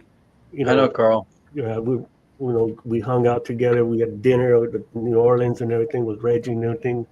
Um, uh, it's so far out there past what us as investigators, as we call ourselves, and what people are seeing, that there's one place here, and so many people, nobody goes in there. I'm telling you, nobody goes in there. Everybody that I've talked to from here, from San Antonio, has been here for years, either because that place has two sides of it. It's a very beautiful place during the daytime, but at night, even during the daytime, it can get you. It got another guy one time, he went in there, and he was just at the beginning of it. But it's uh, it's so much, and um, so this is what I've been talking about, just this one place here, but this is the one that's got me the most. Uh, is trying to explain this. I try to get data, I try to get pictures, videos, but I mean, it doesn't work. You know what I mean? But just to get that, even these people here, these kids, I mean, those have nothing to do with anything, and they saw this with their own selves. Hey, your phone went sideways, Evie. So I know now. So I know myself. It's not just me. It's not me just channeling it into people, putting it in their head or anything. You're actually we're dealing with something there that is on another level. And it's just showing me more and more. It takes a lot. Sometimes it does. It's not very nice. You know what I mean? There are different. I named them. I have different places that I've named. They're like neighborhoods. You're in the nice part of the neighborhood, and then you cross the railroad tracks, and you're in the bad part of the neighborhood. Well, it's the same thing there. Some places I'm accepted, and some places I'm not. And I've literally gotten my butt whooped in some of these places. But I still go. And but you do have to go in there. But like I'm saying, a lot of these people here in San Antonio, being such a big paranormal place, it's different than other places because it's not like Waverly Hills. It's Waverly Hills. It's not Gettysburg. It's Gettysburg. This is the whole city. The whole city, San Antonio, of 8 million people. It's the second largest city in Texas. The whole thing is like this. This whole place used to be that one big forest. And the reason why they stopped developing, they didn't develop on it because they found artifacts dating back 10,000 years. So they preserved that whole area. So for 10,000 years, this whole giant area is still the same. And you have, just like Greg was talking about the horses, you got 10,000 years going back of the indigenous people, which some are still here, of generations. Where did they bury their dead? They're buried right there in that land. And they're upset because of the land, because they were going to build a dam and they found the artifacts. So, of course, once they find artifacts, the whole thing is deemed now. It's shut down. It's preserved, which is great because it's one of the last preserved forests here in San Antonio. Yeah, to me, I've been to the Alamo, I've been to the Menger, I've been to the Emily Morgan. I've been to all these places. They're great. They're great because you get the voices. I got some awesome pictures of a shadow man at the Menger that it's totally off the chart. I mean, you can see him just like you see me. It's freaking unbelievable. It is unreal. And it's like awesome. And you have that picture available right now. Yeah, it's good. I wanna show also. I wanna just give you.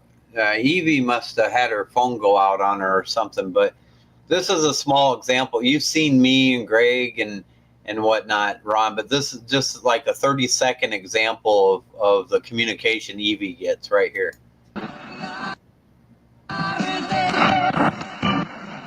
Yes. What is this?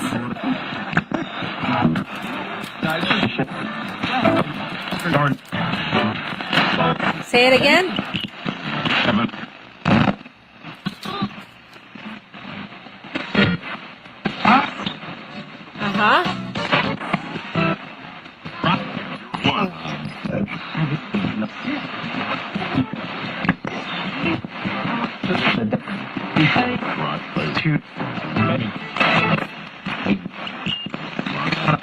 Yeah, that's a pop tart. You're right. That's awesome.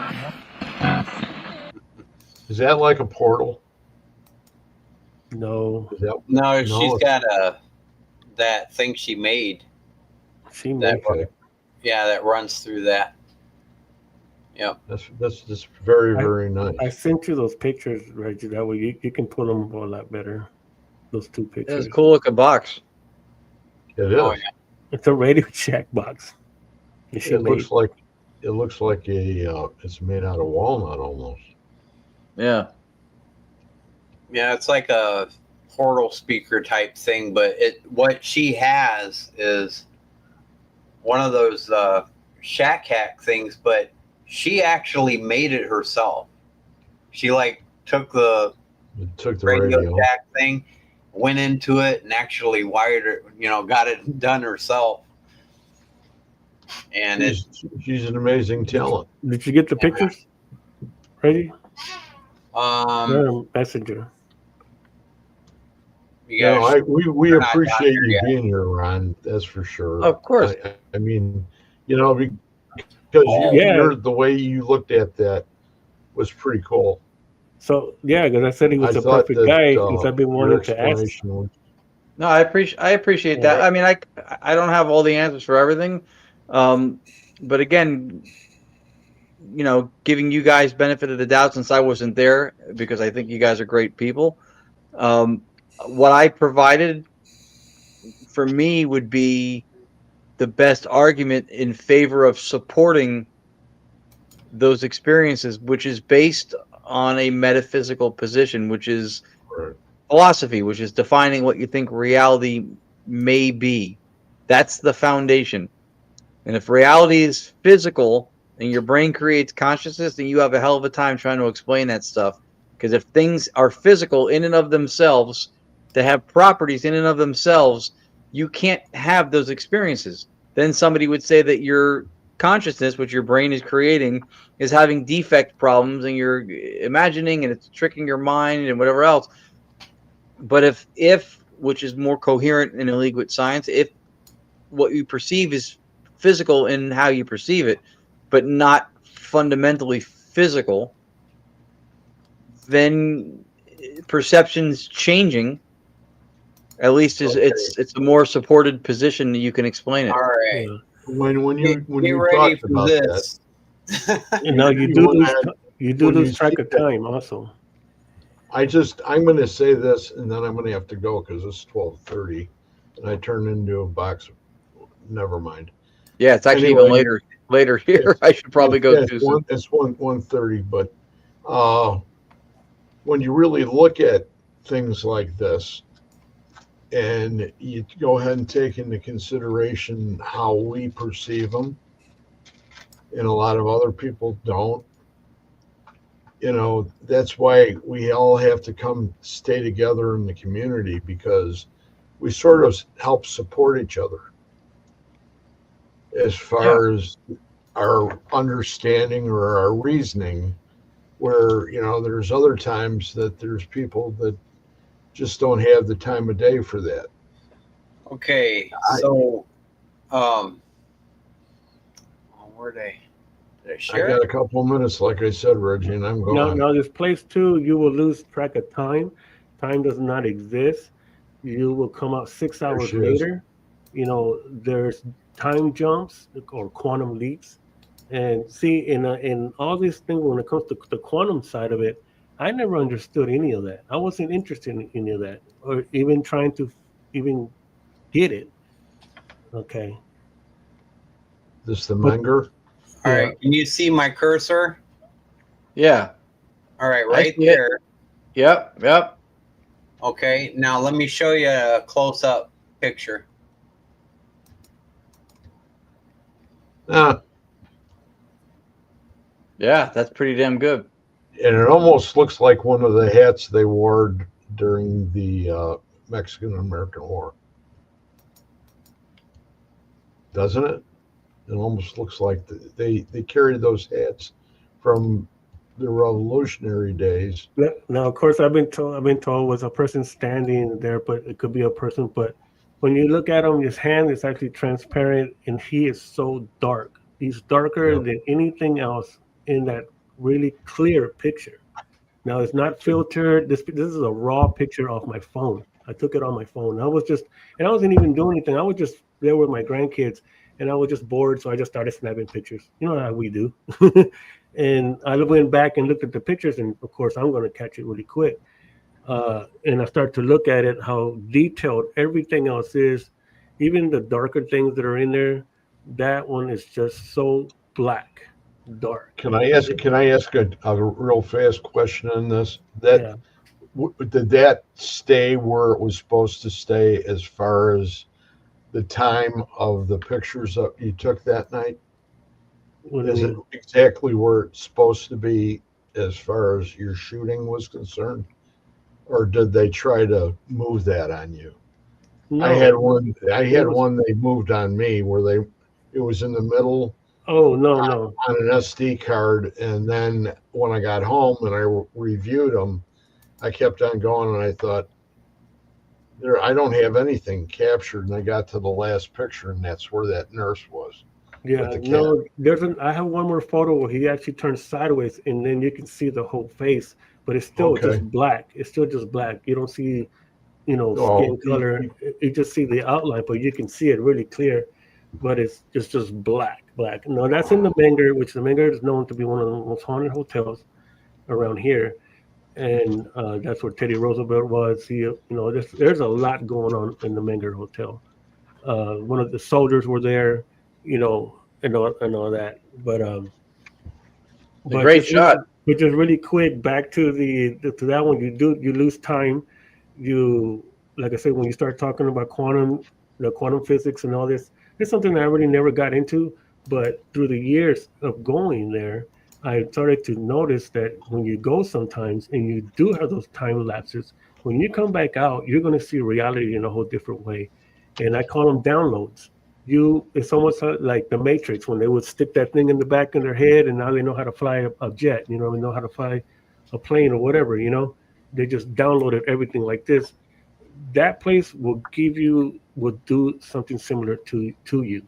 You will not be the same. I mean, that's why we have shirts on the back says everyone goes in, no one comes out the same. Because you will have a whole nother perspective of intelligence. And I mean, I can just say it that way. You understand things that you didn't understand before or even thought of. So and you start to see really, I've been in paranormal since I was 5 years old, over 40 years, and I've seen a lot of things. A lot of things have happened to me, but never like this. What happened to us 3 years ago, that first night, and then what's continuing to happen. I go there by myself. I go into the forest by myself at night. It's a big place. I mean, there's so much, but I mean, like I said, all these things have started to happen. It started to kind of push my paranormal mind because I know what it's like to be touched, pushed. All these things, all these things that happen to us as investigators. But this is something totally on a whole nother level. Now you start to see these big orbs of light that are as big as basketballs. Even that night that Evie was with me, we're walking on the trail, and I told him, we're leaving the neighborhood now. Now we're going into the other neighborhood. This neighborhood doesn't really like me. We're walking, and then you start to see down in the tree line and straight ahead, you can see flashlights. Like there's a hill right behind that, a curve, and it's a switchback. It's a hill. So I thought that there were some people coming down with flashlights. We all saw it, and there wasn't nobody. It wasn't flashlights. And that's the sequence that happens. And then right after that, we heard a big giant crack, like a big tree, and a big tree got pushed down. And so I thought it was gunshots. we start walking up, and then we had one guy, John, who's a ex-Marine. It pushed him to the limit. You know what I mean? And this is a Marine. So, he's been in combat before. He's been on tours. This forest pushed him to the limit. And that was another thing that I'm looking at. It's like, I'm not saying anything to anybody because actually they were kind of on trial run. You know what I mean? I was interviewing them by their reactions to see if they can handle being on my team, because we're not the typical team that just goes into a place, a controlled place, you know what I mean, and just put out a spirit box and ooh and ah. No, we're in places that there is nobody. Nobody's going to hear you scream. Ain't nobody going to come. You're on your own. When things start to hit the fan, you're going to see it. So we kept walking up, and we find a tree. It was a big chunk of tree. It wasn't rotten. It was still, the meat, it was clean, it was white, and it was heavy.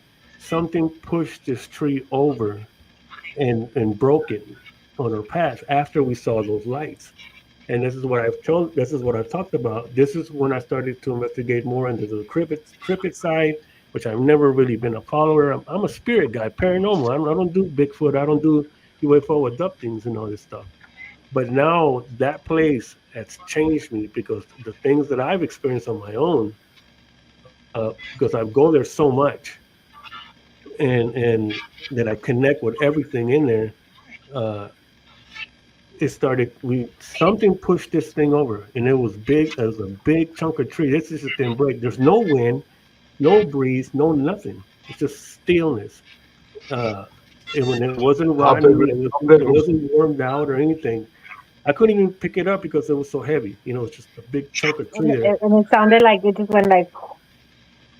So something was telling us, "Hey, I'm here."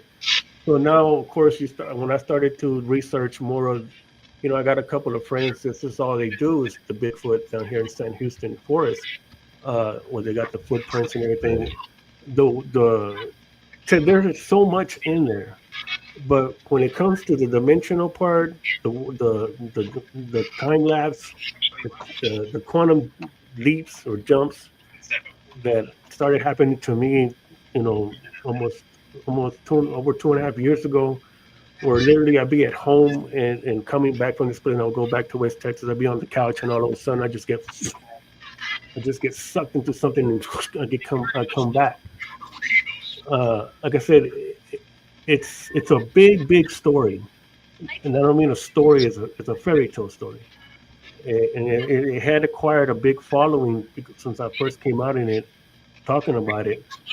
But it just amazes me that nobody goes in that place. I've been gifted now. My team members, they've all seen. It's like the only way you're gonna really experience it is to be there. I can't. I mean, I can get some stuff. We do get some stuff, but it's nothing like you're gonna experience it. And I said, like that night, I think I told one of my members, I said, man, this right now will just happen. You can't tell me that it's pareidolia, it's this, it's that, everything that I've heard. How can everybody be seeing all this on each other all at the same time? There was no suggestion, there was no anything put in anybody's head. This is real. This is what I talk about.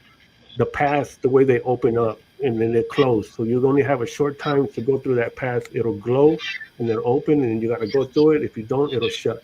And then sometimes you have to be out of that place before it shuts, or you're going to get stuck in it. And I used to have an original team, but I lost them all because of this place. And so now I got new guinea pigs. But did you hear that? Did you hear what he said? She didn't hear nothing. I apologize. But that night, I was so funny because I said, there's this guy named Ron that I would just love to bring him here right now, man, because I've heard his mind. I've heard the way he thinks. Oh, my God. I would wish I could bring him here of all people. And I'll take you in there and you will see and just. I'll bring the fire. I'll bring the fire and extinguishers so we could go ahead and get rid of the flames that are on the back of your pants. I apologize for giggling a little bit. I turned on a spirit box at a low volume, and they're talking about reality and the initiative, and but this place. So I started smiling. I can hear them clearly. You guys want to say hi?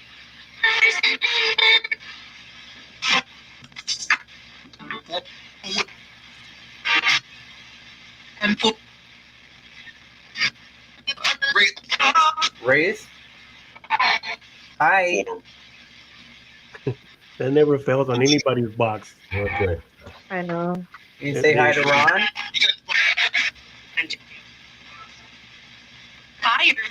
Hi. How are you? What? What was that? Listening to 204. You're listening? More important. The spirit? What is that? What's up with you? I love you. Yeah. Love you so much.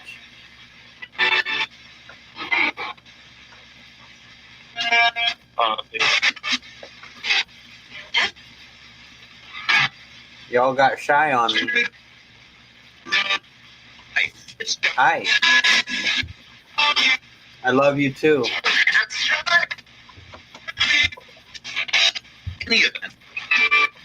Contest. Did I hear you say something about a contest? Spaces 8. 8? You said 7 earlier.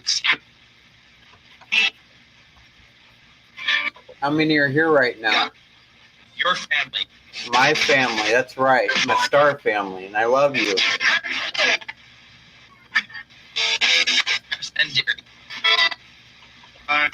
Hi.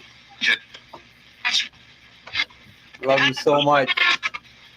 Started tearing up the second I heard you say family. Awesome. I love you so much. Okay, guys. I'm leaving. We'll see you Yeah, guys later. I gotta get up early too. Okay, guys, I'm gonna shut this down. Okay. Right. I know you're gonna hang out a little bit. I'll turn this back on here in a few minutes. I'm just gonna turn it down so you guys can find my portal. I need you to follow my energy. Aren't you? Follow the energy of this device. Talk with him with And Reggie. stick with me. I'm gonna turn this down, but I'm gonna It was leave great it on. having you, You Ron. guys will be able to be I love connected. you talking to you. I love you. We'll talk to you later. Thanks for having us on. Okay. Reggie, Reggie's I'm back. going. I'm going. All right, Greg. Oh, okay. Good Okay. night. Good night. We'll Good see night. you Have a guys good night, later. Greg. Yeah, we all gotta get up early. It's probably later here than it is anywhere else. It's 1:30 here. Oh, 1:40. it's two here. Ow. Is it? Yep. No, it isn't. Hey, It's a quarter Hold of on, what one. is it? Hold on. Oh. you I'm have looking to at be. No, I'm looking at how long 12:50. you've been on. Oh, yeah, you have to be earlier there than it is here. Yeah. I'm on the East Coast. Yeah, it's gonna be one. Yeah, but I still gotta get up. Okay. But that was pretty cool to hear your interpretation of that. Yeah, and that's what it is. That was me rendering a guess as to how to explain it. But it'll hold more water than trying to explain it from a physical perspective, because I don't think Yeah. it lends itself to that. And then it doesn't deny the experience. You experience what you did. Right. Because like I was saying that night too, it's like regardless of what I think or what anybody thinks, there's a tree here. You know what I mean? There's a tree right here, a big tree, and there's no way that I could walk through this tree. It's in this reality, it's physically impossible. But yet, I'm gonna walk through it, and I mean, it's kind of like I said, I can't remember what I call it. I call it the Wraith something, but it's kind of like my little trick, I guess, that I do, like Chris Angel or something. But I mean, regardless of what I say, there's a tree here. I'm looking at it. You can feel it. But yeah, I'm going to walk through it. And I turn off the light, and there I go, and come right back in. Now, that's what I say. Now, explain that. I mean, to whoever's there with me. Yeah. The explanation I provided is the only one I can think of that would explain it. But then that, of course, that gets deeper down the rabbit hole, because now, are we really on a podcast? I mean, are we really, you know what I mean? Yeah. I mean, Of course.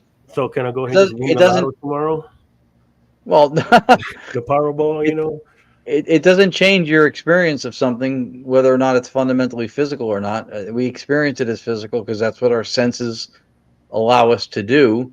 That's how it represents itself to us. But it doesn't change.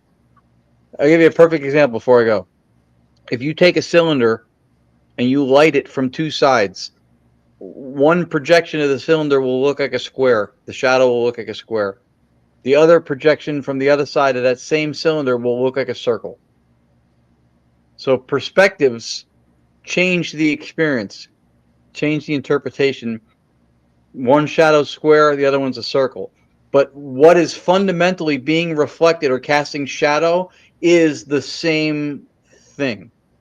So when you have reality that's pliable, that's not fundamentally physical, it can be perceived two different ways, perhaps even at the same time, because it's not changing what it is fundamentally.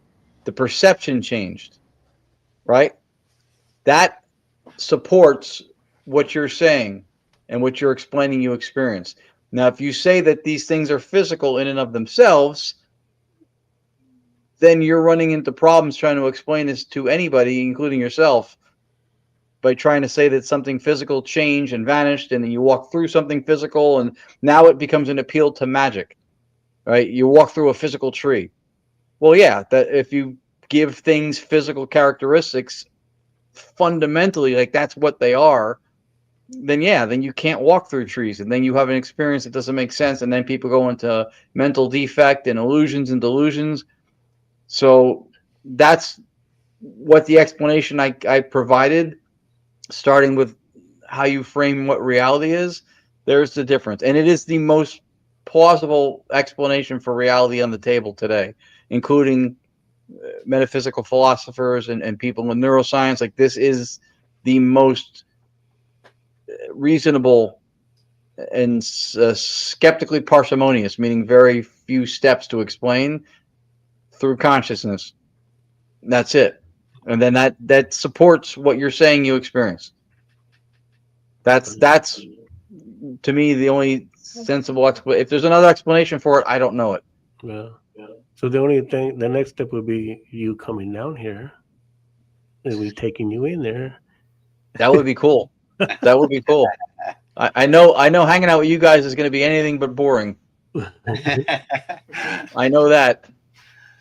I'm probably going to play the replay of this live a few times just so I can memorize your explanation, Ron.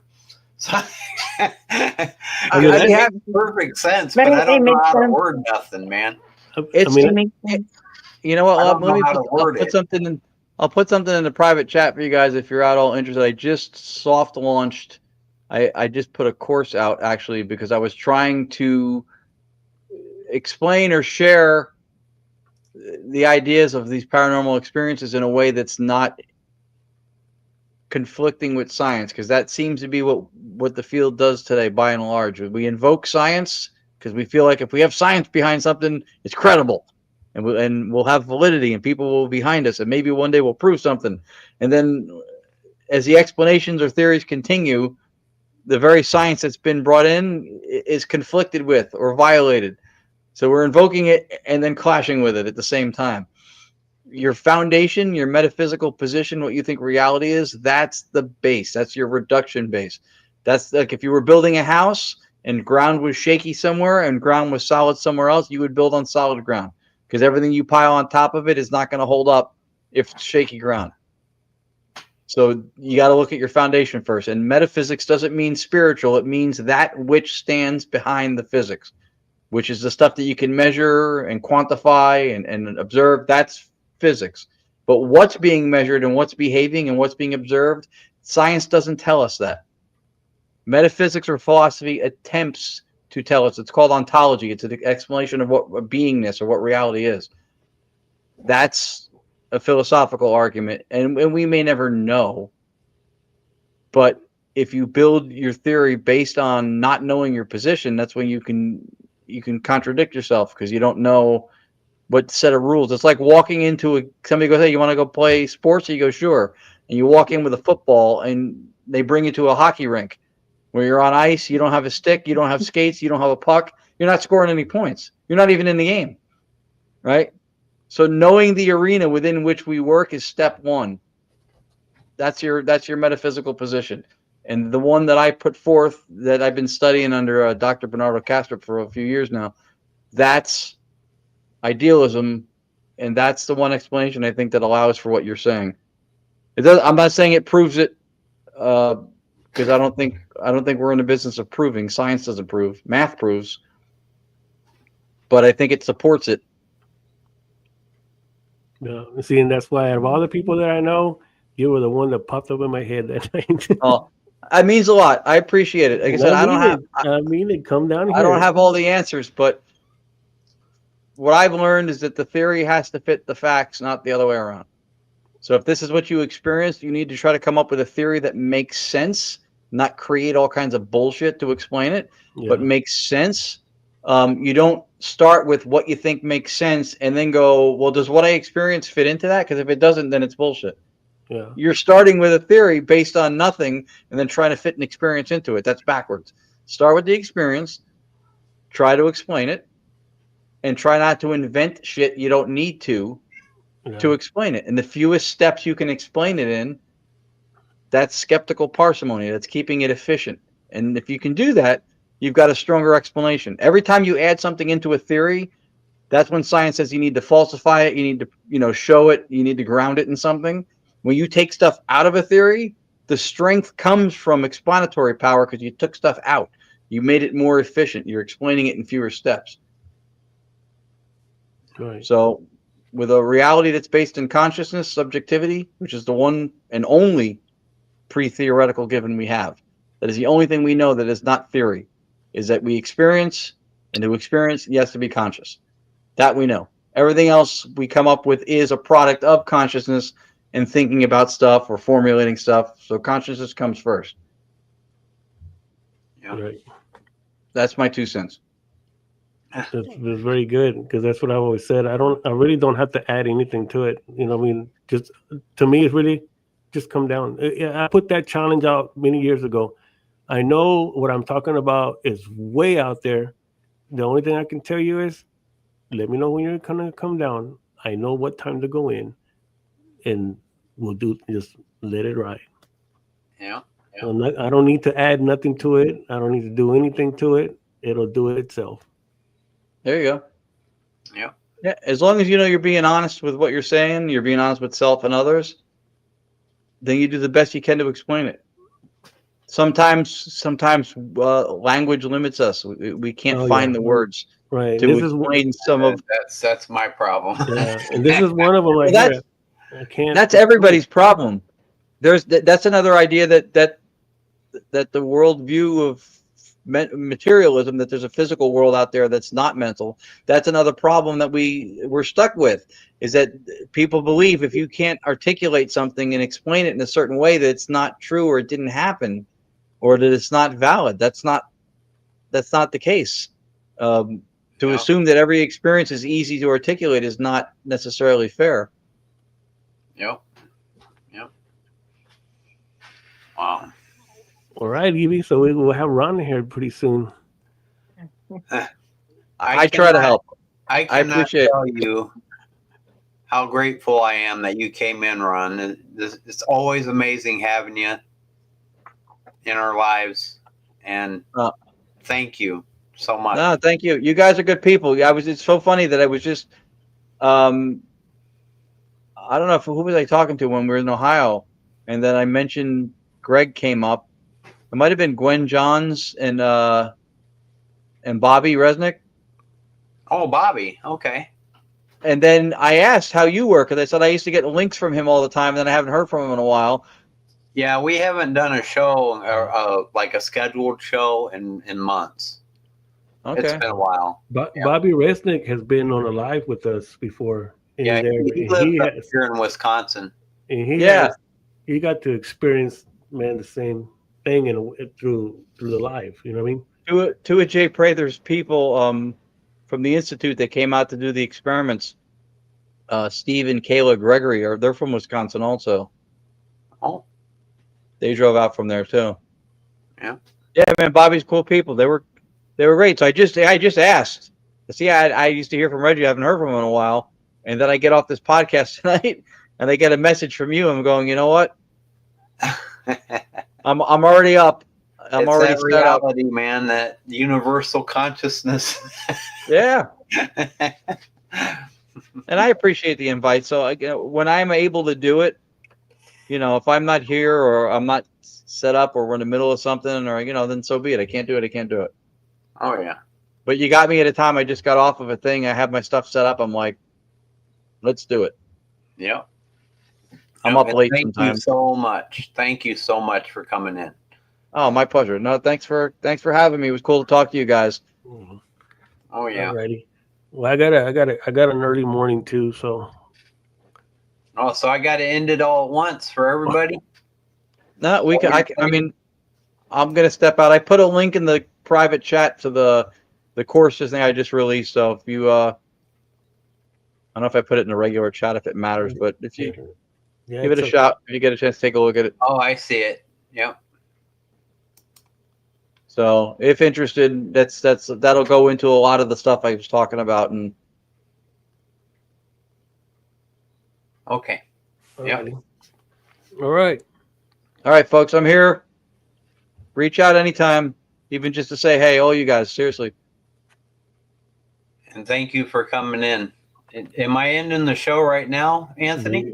I think so. I can't end Oh. it.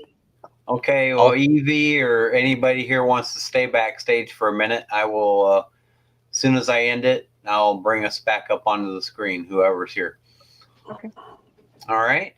Well, All right, I love you all with all my heart. Thank you for everybody that's watched, and thank you, Ron, for coming in, and we will see you again soon.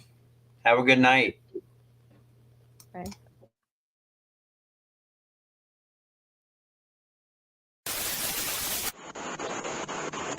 There's a lot of places to trip.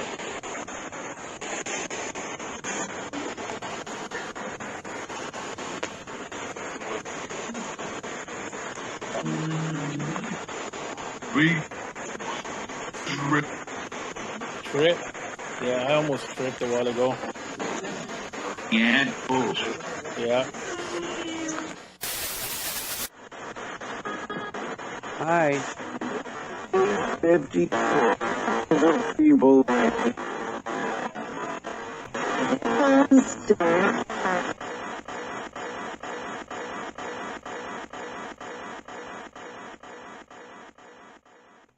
Texas Wraith Hunters.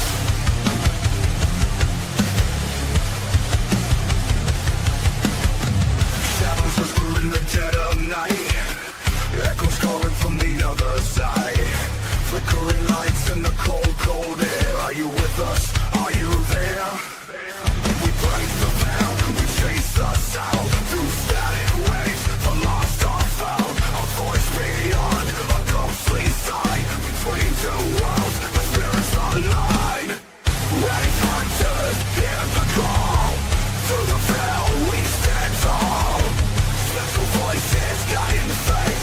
Beyond the grave, communicate. Texas Wraith hunters. Footsteps creeping when no one's near. A whispered name that chills with fear. Frequency shift, the meter spike. The death speak loud in the dead of night. We break the veil, we chase the sound. Through static waves, the lost are found. A voice beyond, a ghostly sign. Between two worlds, the spirits align. Wraith hunters, hear the call. Through the veil, we stand tall. Special voices guiding fate. Beyond the grave, communicate. Texas Wraith hunters. Through the static through the veil, we stand tall. Spectral voices guiding fate. Beyond the grave, communicate. Texas Wraith hunters.